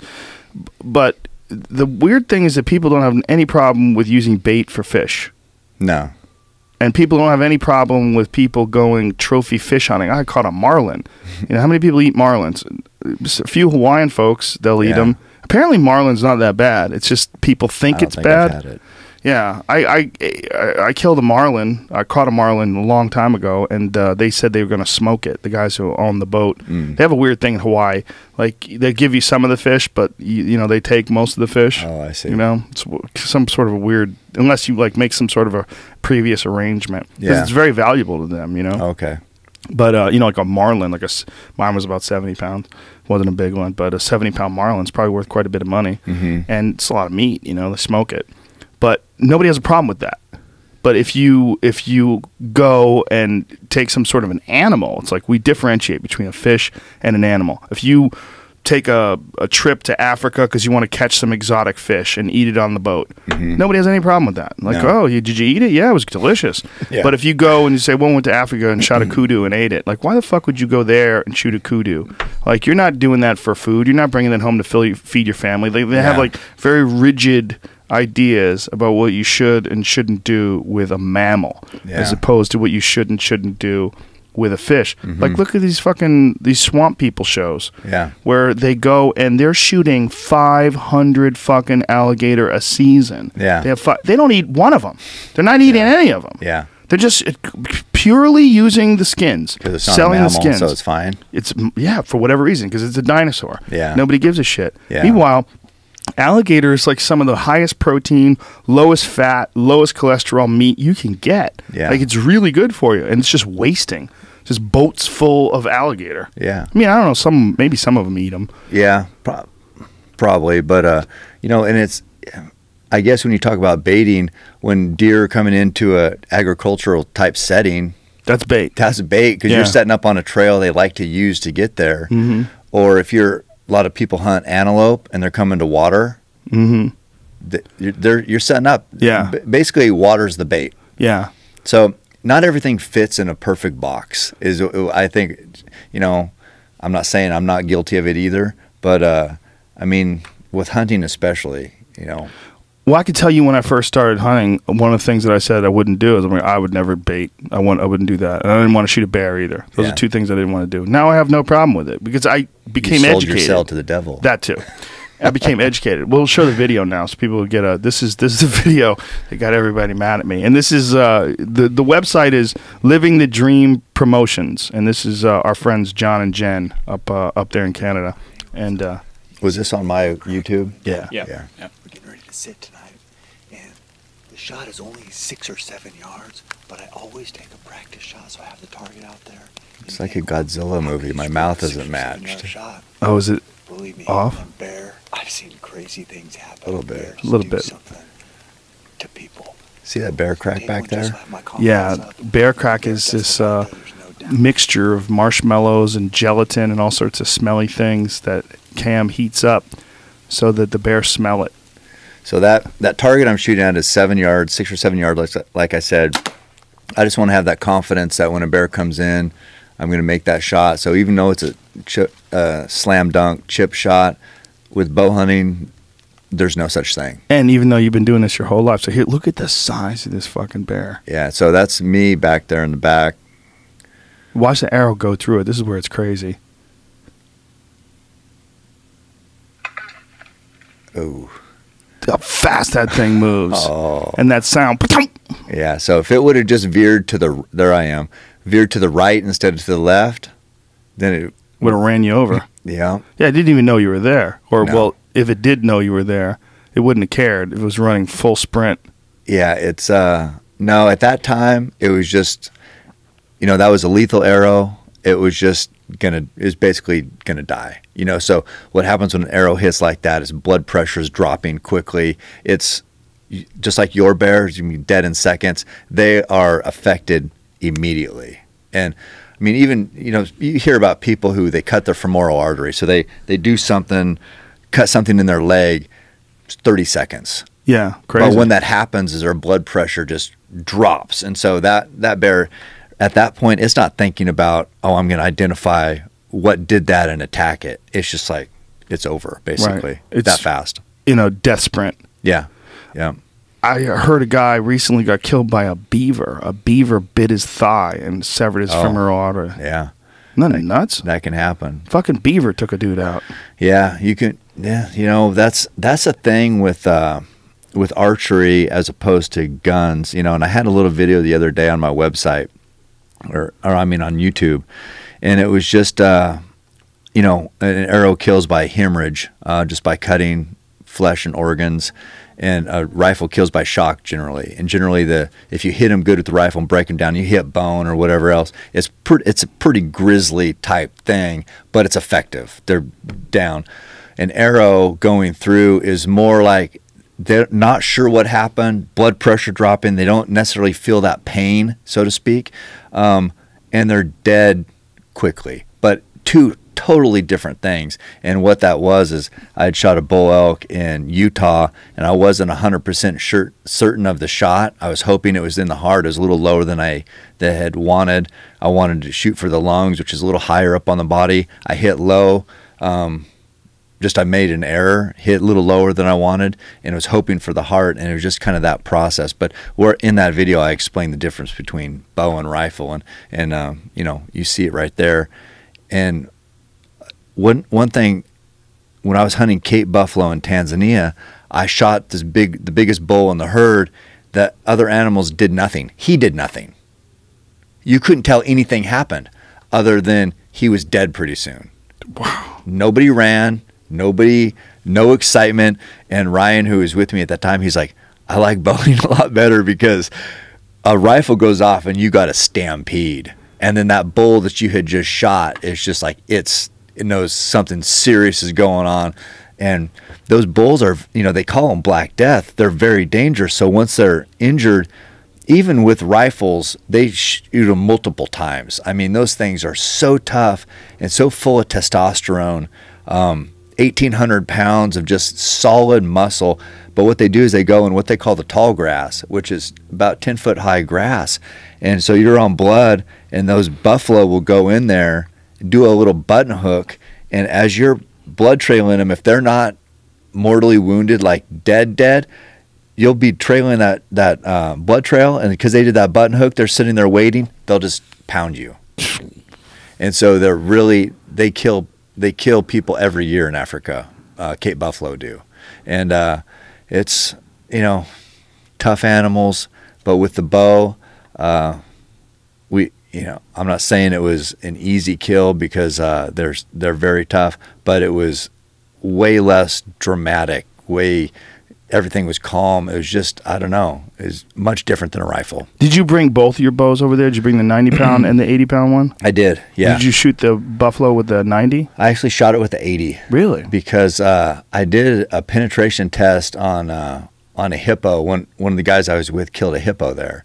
So I'm like, hey, how often do you ever get a chance to shoot an arrow into a hippo, 5,000-pound hippo? So I shot both those bows into the hippo, and actually the 80-pound carbon spider arrow penetrated. Neither one of them did a good job because such a big animal. Their setup, the setup wasn't conducive to hunting a 5,000-pound animal. I would need a cutting tip broadhead, not like on the Muzzy Trocar has a cone tip or chiseled tip, and so that has to push through until you get to the blades. And you need a 1,000-grain arrow with a 2-blade broadhead that doesn't have to open that hole before it gets in. So the point is, neither one was conducive to killing a hippo, but I measured penetration, and the carbon spider with the smaller diameter injection shaft that we shoot from Easton penetrated as much as the heavier Full Metal Jacket dangerous game shaft. And so I decided, well, I'm just going to go with the carbon spider because I had more confidence in it at longer range. And those animals were so difficult to get up on because they're living amongst hyenas and lions, and they're hunted every single day, and lots of lions there. I mean, we probably saw, I'm trying to think, at least 10 lions, I would think. And so it was like those, and you don't see all the lions. So, I mean, they're hunted a lot. So I was having a hard time getting close. So I ended up killing my buffalo at 62 yards with the carbon spider. It's an 80-pound bow. So the thinner diameter made a difference in the thinner diameter of the arrow. Yeah. So that plays a part as well as the weight. Yeah, because the thinner diameter as opposed to a thicker diameter shaft, that's just less surface area. Mm-hmm. So the less surface area dragging through the wound channel, you're going to penetrate more. What was your favorite animal to hunt in Africa? Was it the kudu because you ate it? No, that was cool. I mean, it was a big bull, 54-inch bull. They had never killed a kudu, and the fact most people kill anything over there with the bow is at water. When you're talking 54 inches, you're talking about the length of the horns? Yeah. The antlers? The spiral horns. So you measure that spiral horn, and it's 54 inches. But if anybody's killing anything with the bow, it's usually at water. And so I didn't kill anything at water. I spot and stalked. In kudu, they call them the gray ghost over there. They're antelope. So they're like antelope here in regard to vision, but they're tall, so they can see over everything. They're as tall as an elk. And they can see very well. People just don't kill them spot and stalk with the bow. This is a special kill. It's 64 yards. But I think my favorite probably, I mean, I wanted a lion. I didn't get one. The pursuit of the lion was memorable. Probably the Cape buffalo, just because of the notoriety it has as being Black Death. It's one of what people term the Big Five of Africa, which is the 5 most dangerous animals of Africa: an elephant, Cape buffaloes in there, lion, leopard, and rhino. And so that's the big five. So to kill one of the big five with a bow, spot and stock, in a place that it had never been done, very special. What's your goals like right now? Like, do you have any other places that you really want to go and hunt, like Africa? I want to get a lion. I still want to get a lion. So this is just some weird thing you got in the back of your head about a lion. Yeah. I don't know why. Just the test. I don't know why. I just want to. I never even thought about it up until I've just been traveling and doing more and I don't know. So then I got it in my head, and once I get something in my head, it's just what I want to do. But really, and I've said this before, I don't long to hunt anything. I don't need to hunt any. If I could hunt elk every year, I'm going to be satisfied. I love being in the mountains. I love bull elk. I love the challenge of trying to get in close on a big bull and make a perfect shot. And if that's all I ever did, that's enough for me. But you got weird things, like you won't hunt turkey. No. Is that weird? Yeah, it's weird. Steve Ranella loves turkey hunting. Yeah. It's funny to hear you like, well, the last thing I want to do is go turkey hunting. Well, I've never killed a turkey, and then in out west, turkey hunting just has never had the draw that it has in the south and the east. It's just people live for turkey hunting back there. Out west, it's just like nobody even ever hunted them, because we had deer, elk, bear. We have all this big cool stuff, predators, big game animals to hunt. And so turkey was like, why would you waste your time turkey hunting? So that's sort of still my mindset just from that, I guess. Turkey's delicious, though. Yeah, it's fine. It's just fine? It's fine. Well, wild turkey's supposed to be better, right, than domestic turkey? It's a more darker meat. It might be healthier. It's probably not. I like white meat personally. Do you really? Yeah, and it's probably not going to be. It's going to be, I would assume, tougher. Yeah, I don't even know if I've eaten wild turkey, but back east, where basically or in the south, all they have is deer in the fall and turkey in the spring. Yeah, they want to hunt, so that's what they're going to do. You don't think it's just because they enjoy turkey? No. I'm telling you, you need to get with Ranella. He loves turkey hunting. That dude loves it. I think they always say that, turkey hunting is just like elk hunting. It's just like elk hunting. You're calling them in, you're come in, and it's just like a bull coming in. I'm like, well, yeah, it's just like elk hunting, except you can't kill a bull. So it's not like elk hunting. Yeah, it can't be like elk hunting. You're dealing with a little skittish bird. They say the only difference, they say elk or a bull elk's like a 700-pound turkey. Well, a turkey's like, what's a big turkey? Like 30 pounds or something? Yeah, and yeah. So what I say, turkey hunters out there, like, hey, if you're passionate about it, it's awesome. But what I always have said is, the best thing that's going to happen on a turkey hunt is you'll kill a turkey, and that's not that good. What about like bird hunting, like duck hunting and pheasant hunting, that kind of stuff? I've killed one pheasant. Yeah? Yeah, that's the only bird I've ever killed. You just saw about big animals. Mm-hmm. Yeah, and like I said, I'm not judging anybody. That's just me. But of course you're judging people when they're not. When you're not on the air. We're going to talk off air, folks. He's going to judge the shit out of turkey and duck and pheasant hunting assholes and quail. If those guys in the spring, if they can't go hunt bear like I do, hunt turkey. It's awesome. Good job. The thing about bird hunting that seems fun is the whole dog thing. Like the dogs like flush them out, like when a dog points.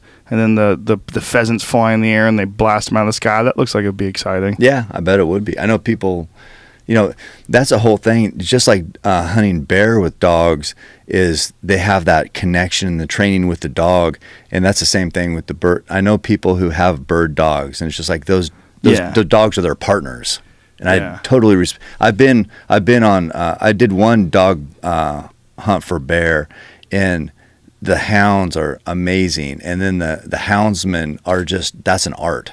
Yeah, it's a totally different experience. It's like you have, like you said, partners. Yeah. Those are your buddies. Yeah, yeah. Yeah, there's a lot of mountain lion hunting that they did with dogs. Right, yeah. I haven't done that either, but I'd like to. Well, in California, we got some crazy laws when it comes to hunting, and when I say crazy, it's because they're not designed by people who are wildlife specialists. They're designed by people who are more animal rights people. It's like instead of the Department of Fish and Game, they call it the Department of Fish and Wildlife. Mm-hmm. And their regulations about hunting, they've completely removed hunting for mountain lions and hunting for bears.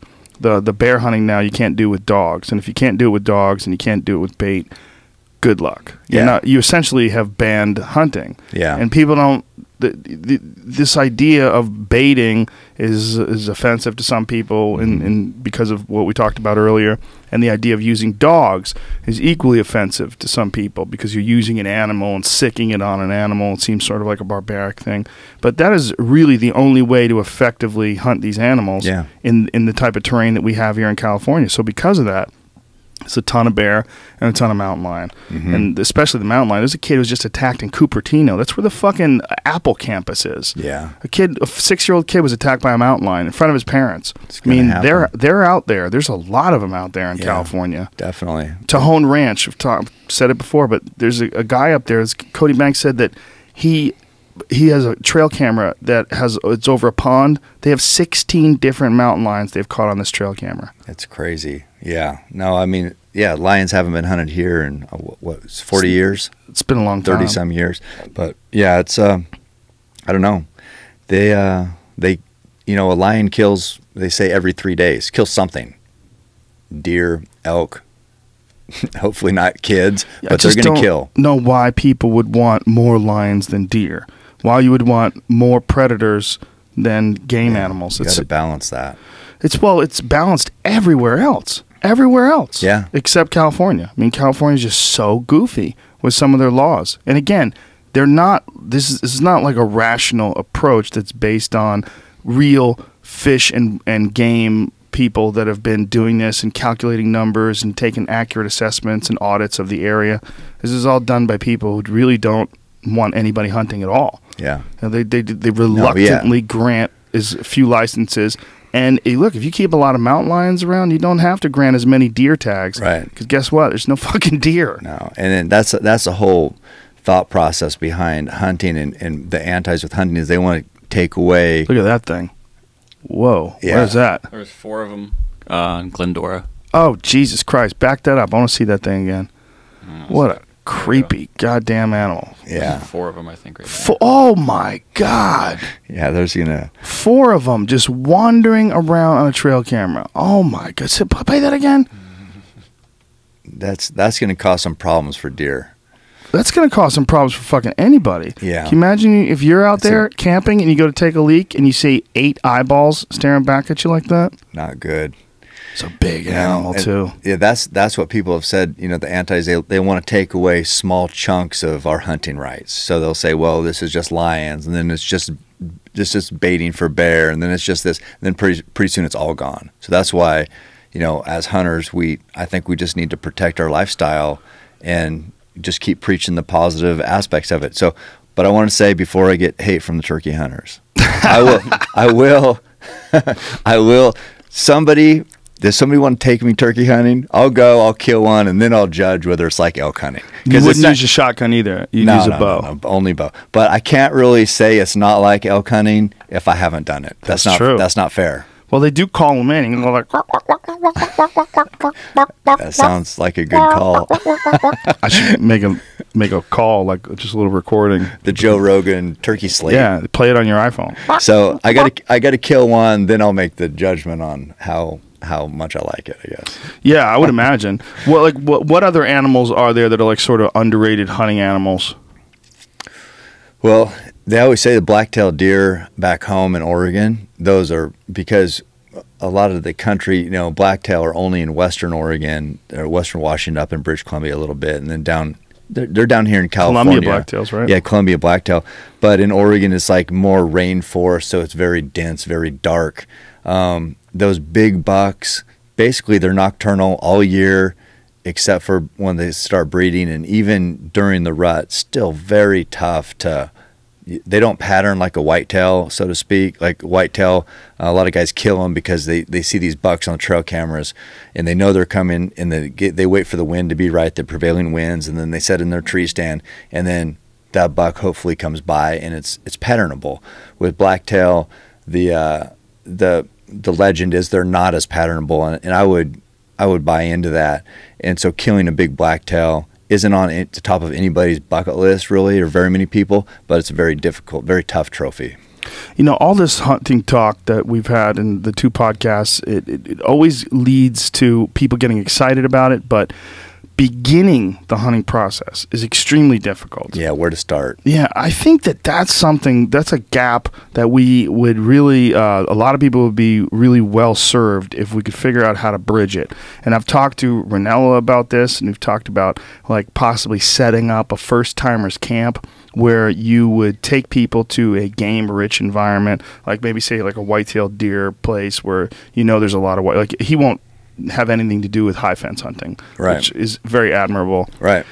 So it wouldn't be that, but something along those lines where you're going to a very game-rich environment and he'll set it up for you, bring it to a range first, really get you to understand rifle safety, gun safety, make sure you really truly understand how to squeeze a trigger, how to, you know, stay down on a shot, and then get you to an animal, have you shoot an animal, and then teach you how to butcher it and make like a couple of preparations with the meat. And to do something like this, start like camps like that. Yeah.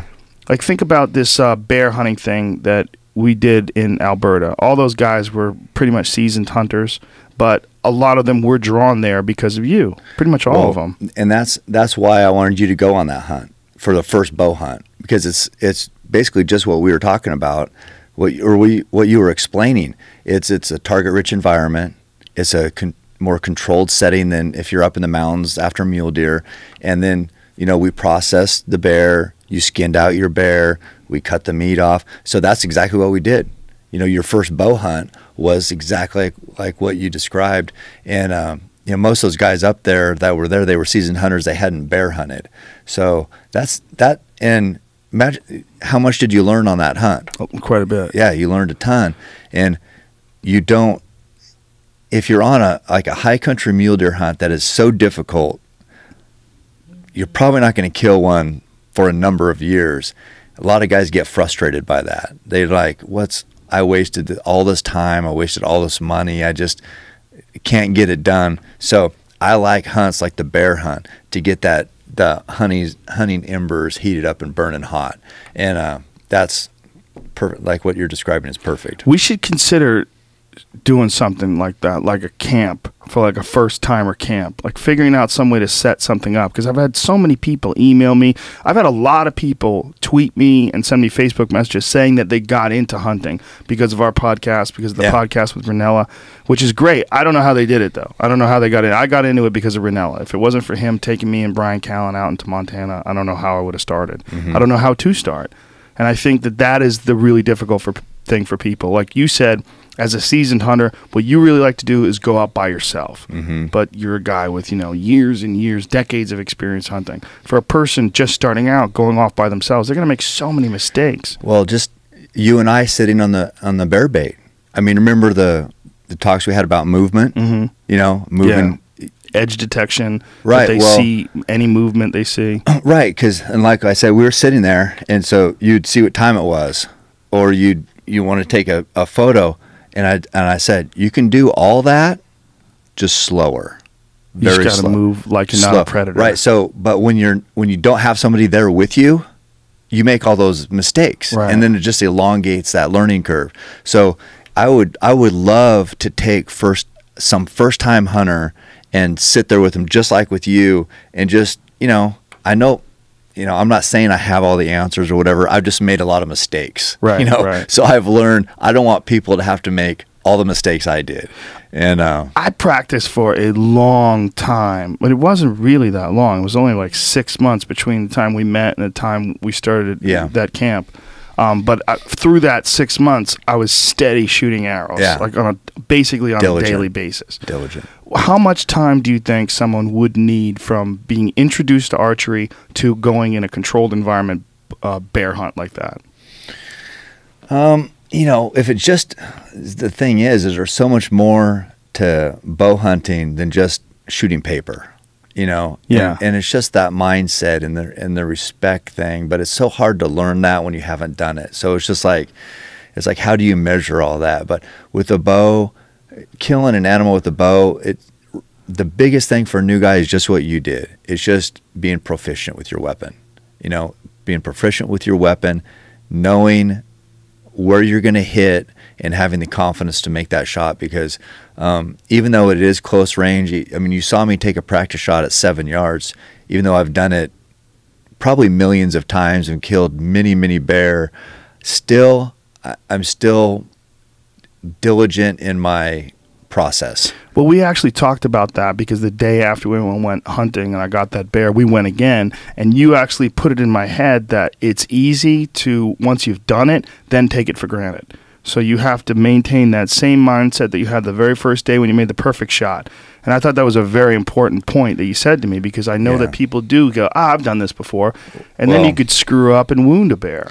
And that's another thing. Another thing I remember sharing with you was the bear you killed, we needed to get a good look at it. So it had been in. We wanted to make sure it was a boar, a big boar like we wanted to kill. And so it had been in, and I go, and you didn't shoot it. But then once we got to look at it, and we were like, okay, that is the bear we want to kill, because it can take a while to see if it's a boar. They're not like, it doesn't have antlers. Right. So you have to look at, basically it's the hair off the penis sheath is what it is. But and that's with binoculars. So once